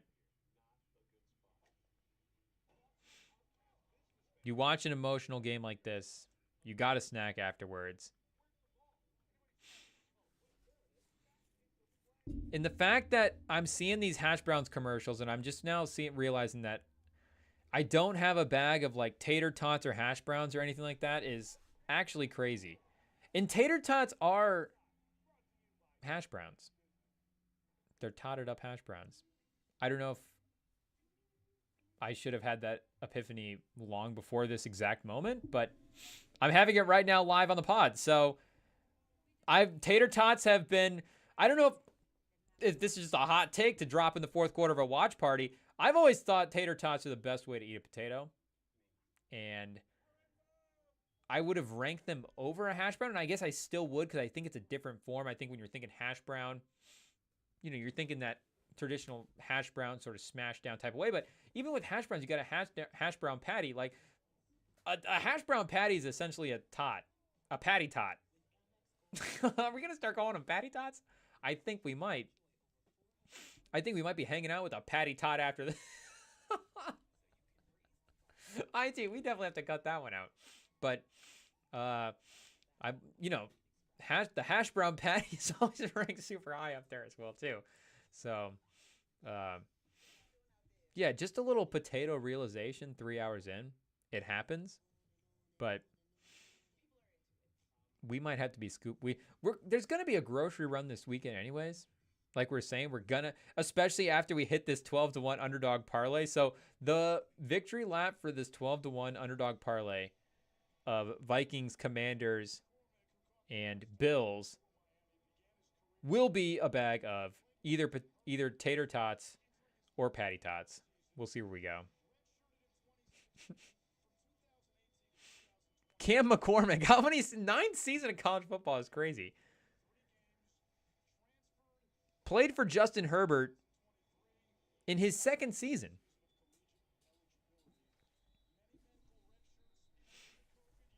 He was in college football before Justin Herbert, played for Justin Herbert, and Justin Herbert will be retiring from injury before Cam McCormick is out of college football.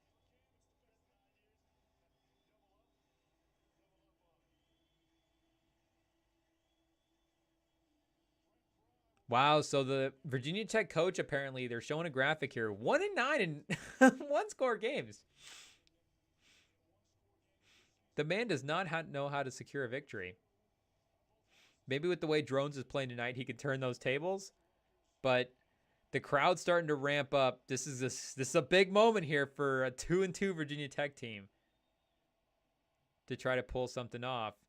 And immediately behind the receiver on the first throw, and he had him there as well. So I don't know if that's just nerves or if that's just who he is. But regardless, it's 2nd and 10.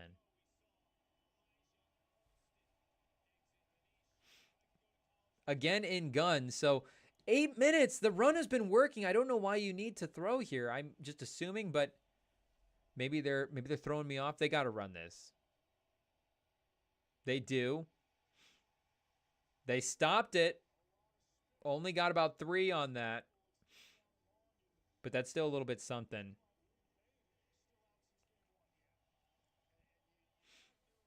So a 3 and out here would be brutal. It would put Brent Pry on pace to be 1-10 in 1-score games is what we're looking like.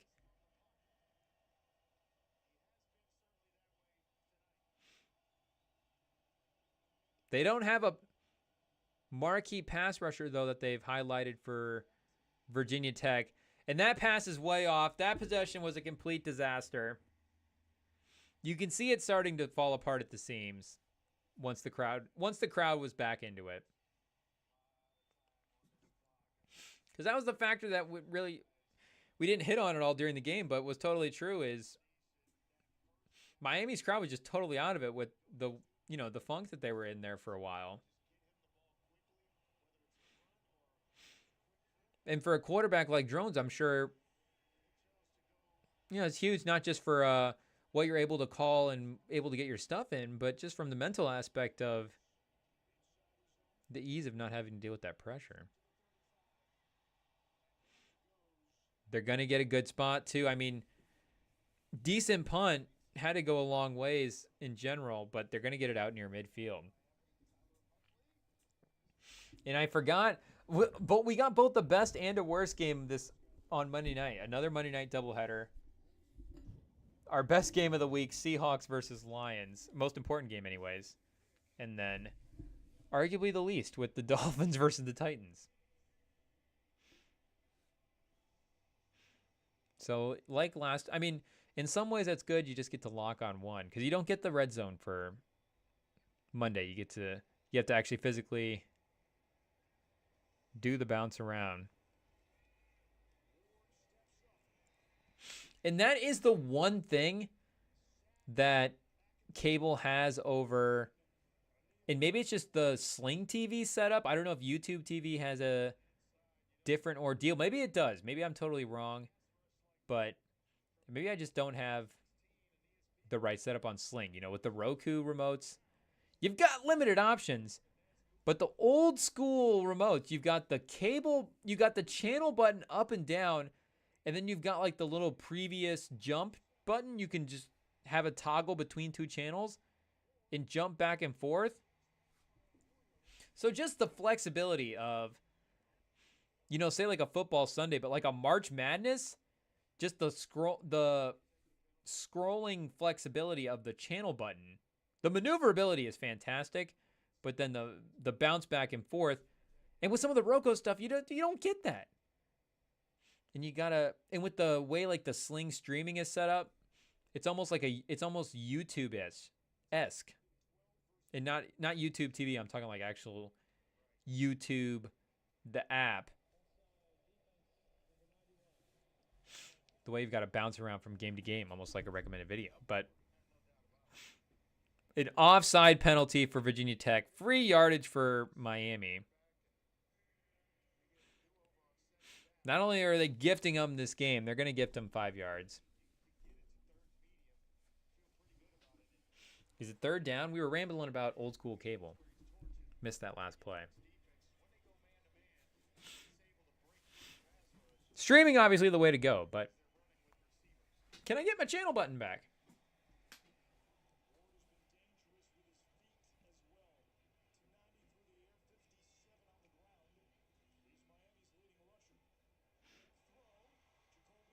Big completion for Cam Ward. It's going to be third and manageable. And I guess they only need a field goal here as well, too. Again, 6 minutes left. Down 3. You're kind of back in this game, I guess, fully. The comeback has been completed. You kind of just, need to get the last little bit here. But only a field goal to tie it back up and get control back.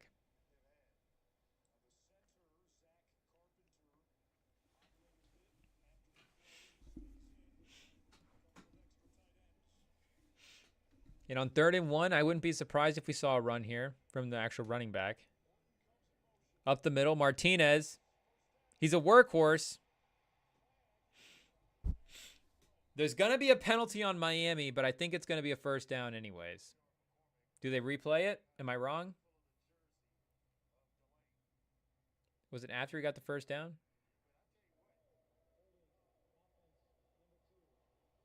Run it back.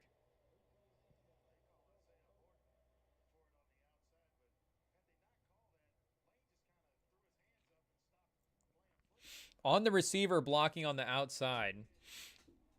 It did matter for the overall play, but unfortunately it was 3rd and 1, so he was picking up that first down regardless, which was the important thing there. More so than all the extra yardage.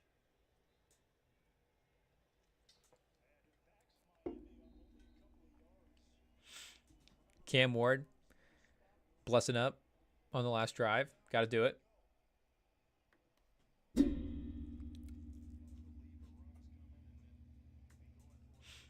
Only 3rd and 3, though. So 15 yards from the spot. That's clutch. So there is some benefit there to the extra yardage. But Cam Ward sails it out of bounds. I think they're going to go for it. So another big call.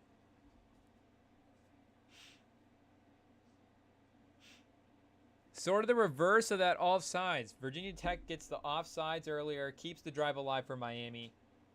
Did they go down and score a touchdown off of that one? This time the penalty forces them into a 4th and 3. The analytics are saying go for it. I think I agree with them. This is a near, way plus, 60. This is a Brandon Aubrey level field goal, 60 plus yards. You've got the Heisman winner, Cam Ward. The receiver fell down. I think he still caught it. Reterado.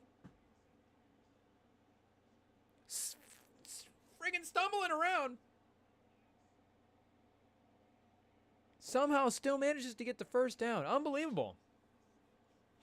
Cam Ward somehow, too, with a bad enough pass that it still went to the receiver when he fell down.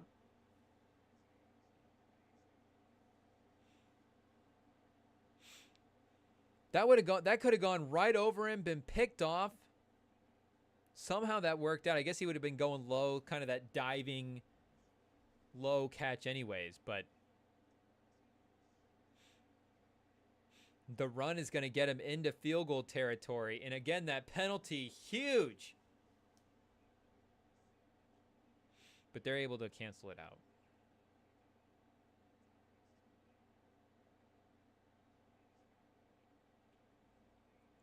So running right at Powell's side. They're going to test his versatility. And the 17th defensive lineman goes down for Virginia Tech. They need to get some packets for the water. Obviously, we're big pro water fans here. We've got our Hydro Flask.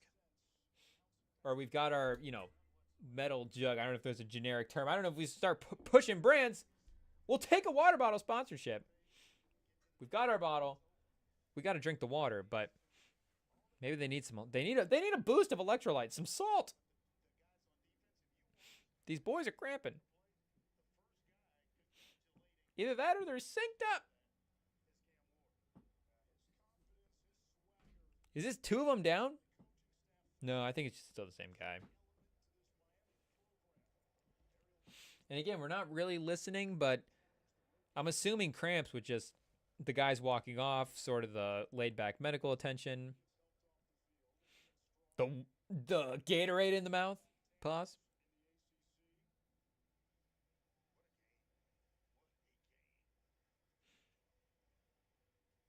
So does Virginia Tech go?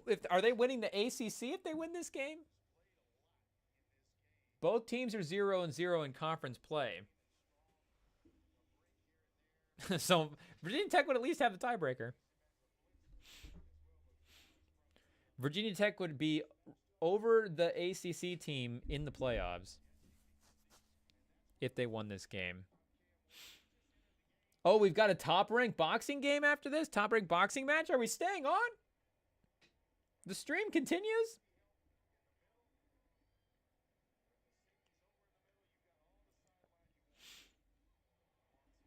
So they're running the ball now? Are they kind of... I don't know if they're playing for the field goal, but they definitely want... I think they definitely want easy throws on the table. Again, the downfield coverage has been good. And I think they just want to go, hey, if we can get 3 to 7 yards on a pass, we'll take it.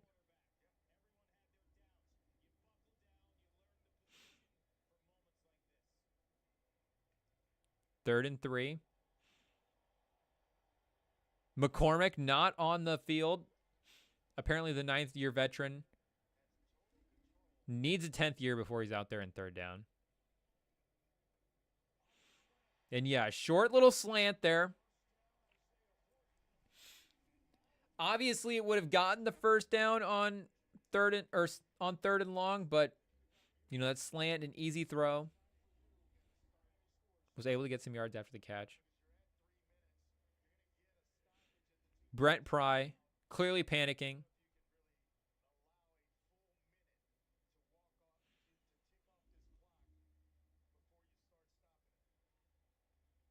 And I guess they're thinking they're just going to work the ball down and run the clock out as well, too.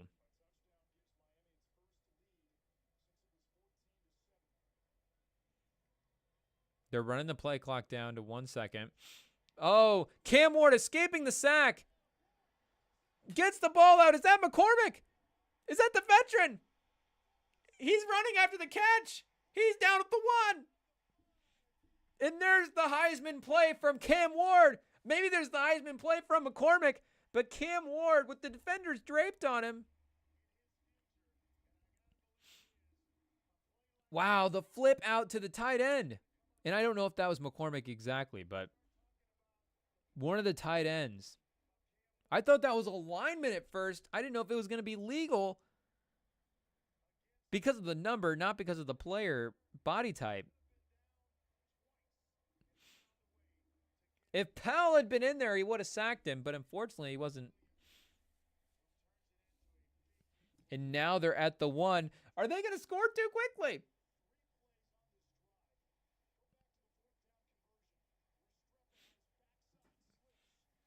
And that's a defensive back in there with a chance to get the sack. That's one of those things where, is that the defense? Is that the physicality of that position? Or is that sort of the modern way you're supposed to approach sacking the quarterback? And because maybe getting him on the ground can be sketchy at times, when you play for the stoppage, you're leaving yourself open to that kind of thing where the quarterback can flip it, make that play, and you get a guy like Cam Ward who's always keeping his head up. That's going to be on the table. So, again, maybe it's just that perfection, that level of perfection that it takes to be the best. And, you know, when you wrap him up, not only you're wrapping up, you got to get the arms, make sure that stuff doesn't happen. But there was a little of, hey, I've kind of got my guy. Is this enough here? And again, that's kind of on the defender. But I think for the quarterback pass rush specifically, there is a little bit of grace there because of how that penalty can be called. So unfortunate for Virginia Tech. We're going to have Miami inside the 5 here.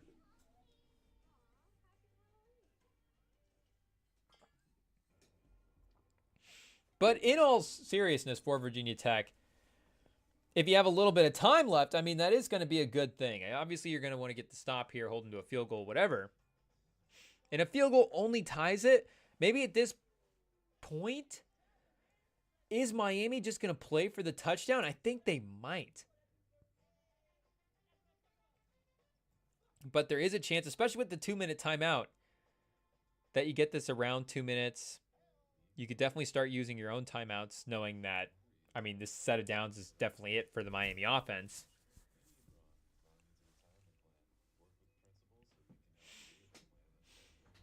But this is going to be a run. I mean, maybe you let him get in the first play almost. I doubt you do it with the lead. That'd be kind of stupid, but it's going to be a tough ask to ask this Virginia Tech defense to try to keep him out of the end zone here.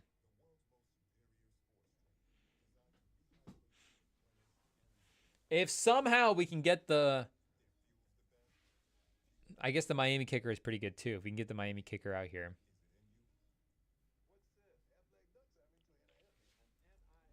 And you don't necessarily want to go to overtime for Virginia Tech, but I mean, it's survive in advance. You survive for as long as you can.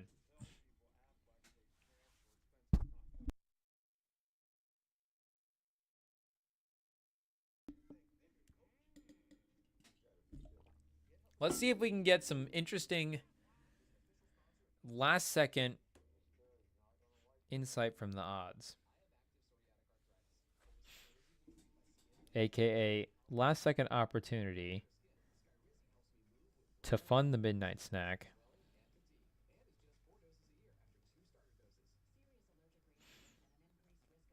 Why is this just not the first option? This is the hottest ticket. Virginia Tech is plus 430 right now?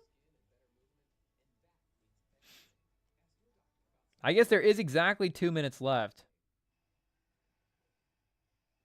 I was thinking there was a little bit more time than that. So that being said, this is going to be tough.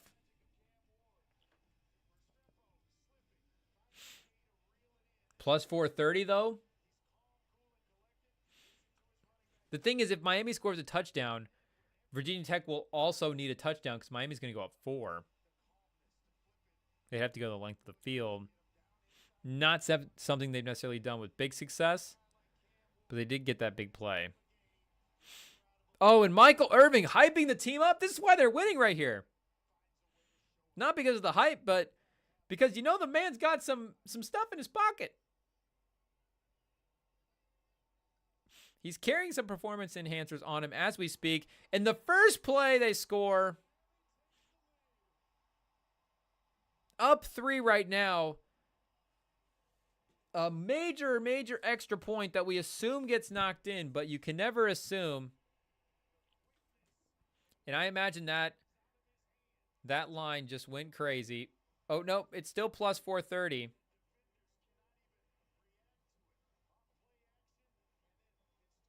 I was going to say, can we get some weird shenanigans with Virginia Tech spread? But it doesn't look like Vegas is that stupid.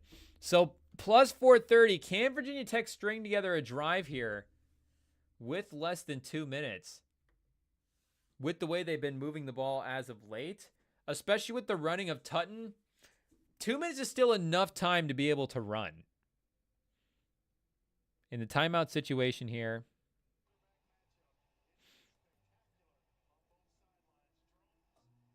Drones with an opportunity to take down the Heisman and have his own moment. 2 timeouts. And again, that play took 3 seconds. So 1:57 out of the 2-minute timeout. It's a fair amount of time. In the clock stoppages, you can definitely run your offense.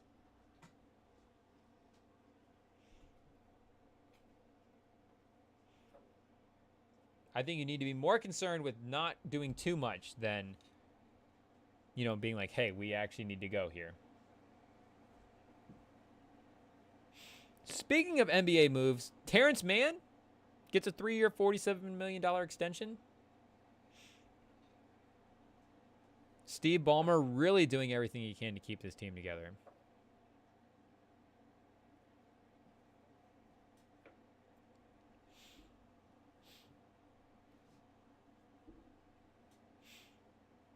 Would you rather have Terrence Mann at 47 million, at, you know, 11 million a year, or Paul George at his number? Ballmer said, new arena. We'll take Terrence Mann. So there you go. Drones with the easy pass. It's out for 8 or 9. You know, as long as you're diligent, you can get up to the line and you can be confident in your play calls. You can definitely make this work.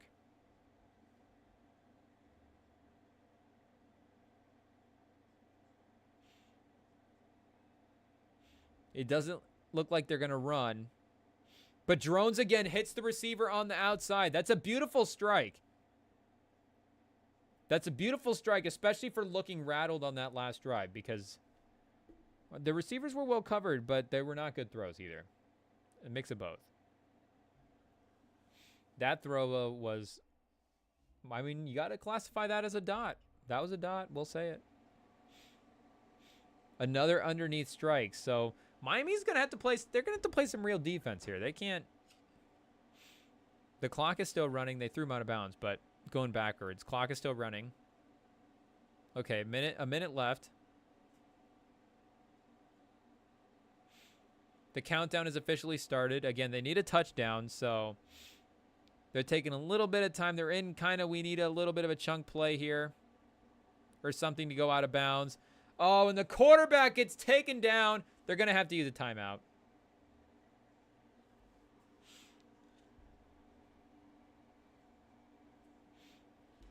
And they called that timeout at like 42 seconds, but the refs didn't get it in until 36. So they lost a play there. They legitimately lost a play. And the quarterback did the shoulder tap for the timeout after he got up. Can the quarterback call timeout? Is he not? Why wouldn't the ref log that in?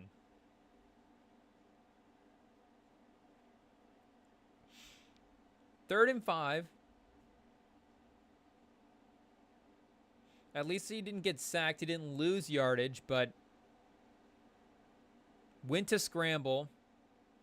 Had a little bit of daylight and very clutch tackle to get dragged down. Behind, you know, horse collar, you got to look out for it. But great save by the Miami defense. 36 seconds.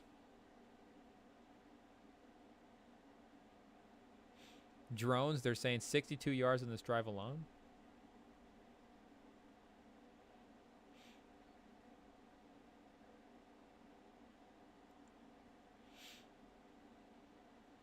In another beautiful strike on third down. Again, they're going to Gosnell. So Gosnell and Tutton seem to be the go-to guys for this Virginia Tech offense. They're only to the 50. They're cutting it a little bit too close here. Get out of bounds. Drones makes his version of the Cam Ward amazing play. Getting dragged down. Flips the ball out to Tutton. Great job by Tutton getting out of bounds, and they actually needed a clock to stop there. Did we say clock? I hope that L got. I hope the mic picked up the L. They needed the clock to stop. There we go. 32 yards in this drive. I don't know why they showed 62 earlier. I think they messed that stat up. I was like, they haven't even gone 62 yards yet. Miami takes their first timeout. They have all 3. Oh, no, that's the final timeout for Virginia Tech. Wow.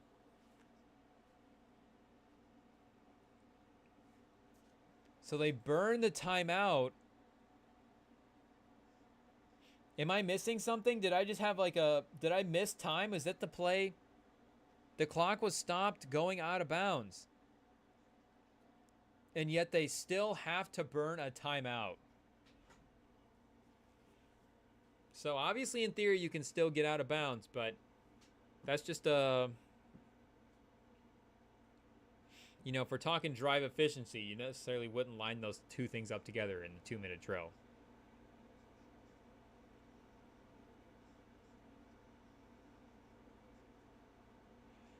But Brent Pry, of course, known for his late game capabilities, and by that we mean losing the games, as he is 1-9 in close games.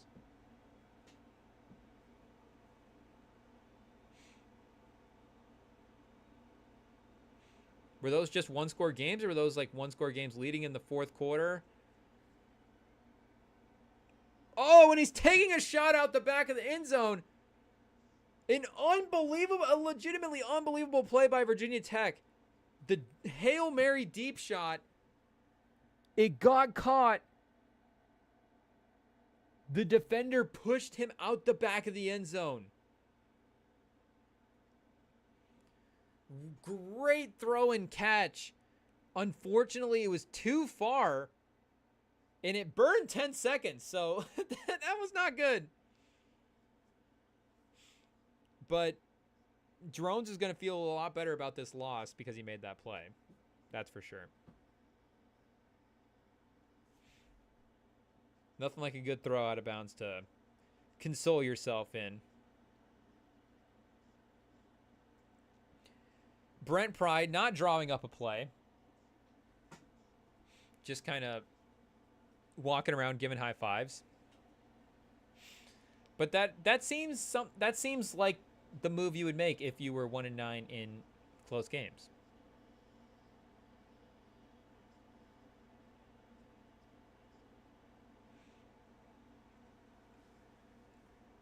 And again, Okay, they're still showing them. Okay, yeah, I think again, the graphics team for ESPN has been slipping up this fourth quarter. I don't think we're seeing this wrong, as it's been shown, but that other timeout that was Virginia Tech, that they said was Virginia Tech's timeout, was actually Miami's timeout. I think the ESPN TV thing just showed that wrong. So they do have their timeout. Drones takes off running, 4 seconds, 3 seconds, gets out of bounds with 3 seconds left.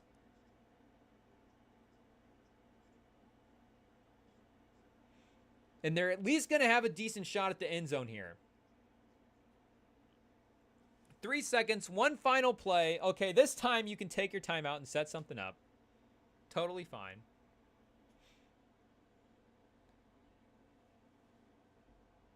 The news has been broken and made official, the Anthony Edwards news on ESPN. So we're breaking news here, live feed. I mean, that's why you jump in on the watch party. Ahead of the curve, the Rem and Sam podcast. Lots of curves on the Rem and Sam podcast, and we're ahead of it. We love curves. Head and curves, all of it. It's all great.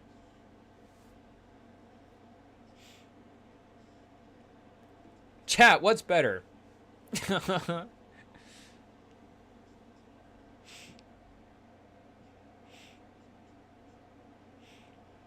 A play of a lifetime for drones to go into the Hurricane, ranked number 4, Cam Ward, Heisman favorite, and you have a chance to make the play of the game, make potentially the play of the season, maybe the play of like the last 5 years for Virginia Tech. I don't know if they've had a moment recently. And it's going to all be made worse by a false start penalty. They're getting jumpy.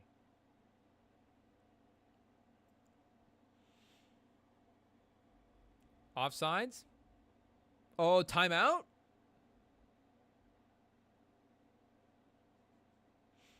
So Miami calls its last timeout. They're freezing the offense, a rare strategy.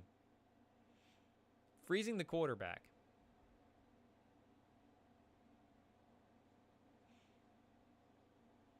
He wanted to see what they're going to draw up. Does he got it now? He knows? He's dialed in? Our guy's like, okay, I can come up with a perfect play. I got this. It's called prevent defense because they're going to be 30 yards away.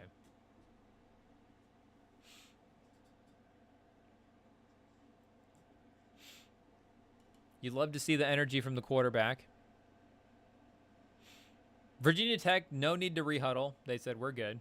Brent Pry's got it. We're prepared. Snap it right away. 3, 2, 1. The clock is dead. Drones to the end zone. It's got touch. It's caught. Somebody caught it. I think it might have been Miami. It is. It was close. That was a great attempt by Drones. Again, a little long. The man likes the back of the end zone for some reason.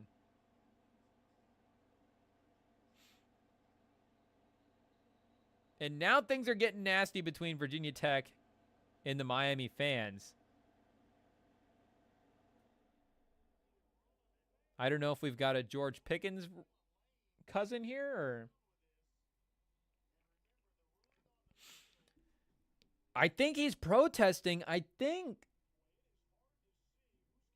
they might be reviewing this. Here's a good replay.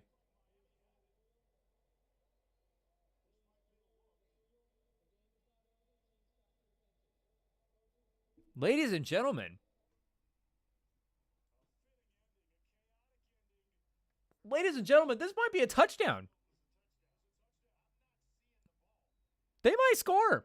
I think this is a score.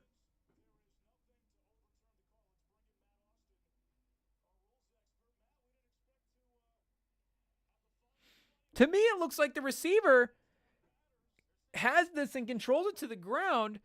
And once they're on the ground and there's a little fighting afterwards, but I mean, at that point, the touchdown's been scored. I think.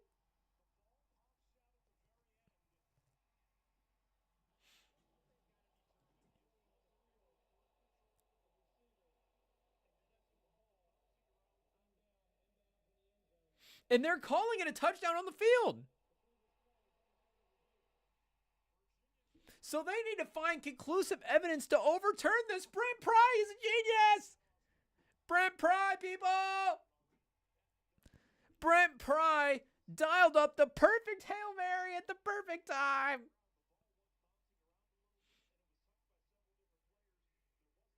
Wow, what a night to be a Hokies fan.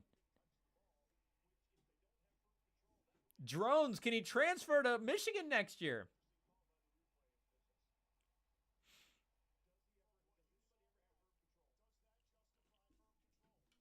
So Jackson Dart now with the chance to surge in front of the Heisman race this week. Makes sense. Everybody was in on Cam Ward.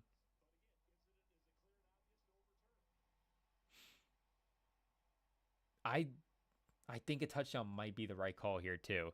This is a brutal replay to try to figure out. But if the tie goes to the receiver, I don't know. To me, I don't even know if it's a tie. It might be 60-40. The receiver might just have a little bit of more of that pause straight up. And again, I know the ball popping loose pause at the end of it is definitely a hard part of it to judge, but I think he's on the ground. They're rolling around a little bit. Maybe it's the frame by frame per second thing. Can we get a live replay of this?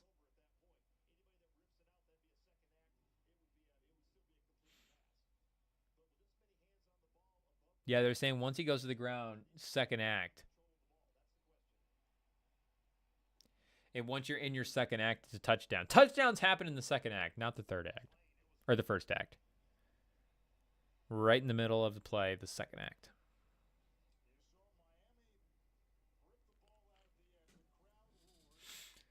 Wow. Miami thought they had won, and now they're going to be crushed. They're going to be crushed. Cam Ward's Heisman odds are dropping. They're going to drop out of the top 10. Nah, probably not. They'll be like 9 or something. But now they're going to be teetering that one loss, that 1-2 loss scale that we're talking about for these 12 teams, where as these conferences pile up too, like, you're going to have these more matchups against tougher opponents. You can't be dropping the games against the teams that you're going to be favored against and that you're quote-unquote expected to win. Those games are going to have extra importance in how you show up and how you play in those games. And not that that's the reason that Miami is potentially going to lose this game, but and not the ACC is acquiring other powerhouse schools either, but Brent Pry gonna move to 2-9 in one-score games. He's got some making up to do.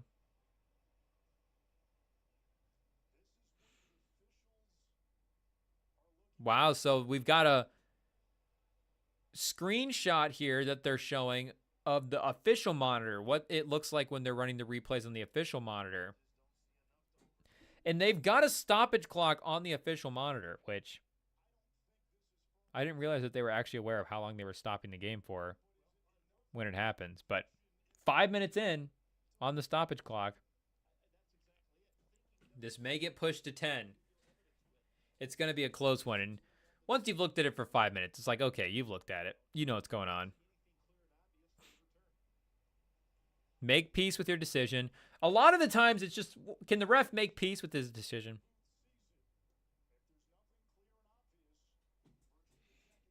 Maybe they're just figuring about which Virginia Tech player to credit it to.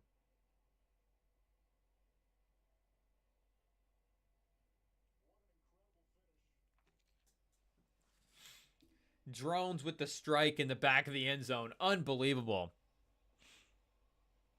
Virginia Tech, when all hope seemed lost. Here it is. Whoa! They just reversed it!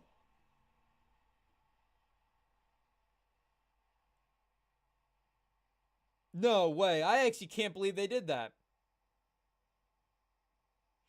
The league phoned it in. They said Miami needs to keep rising up the polls.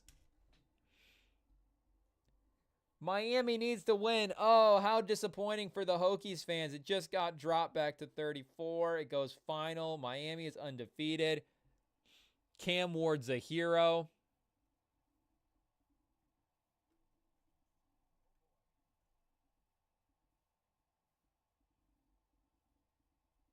Well, they say tie goes to the receiver, but it hasn't happened yet.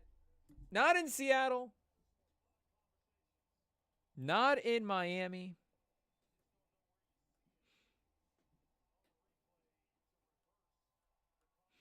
And then you make the key point here on the broadcast. The reversal.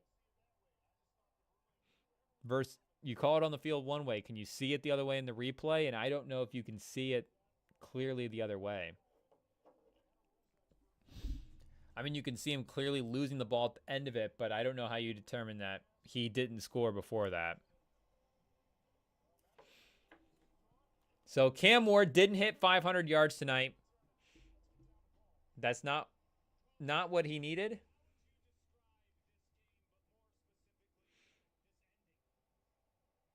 He did get over 400 though again.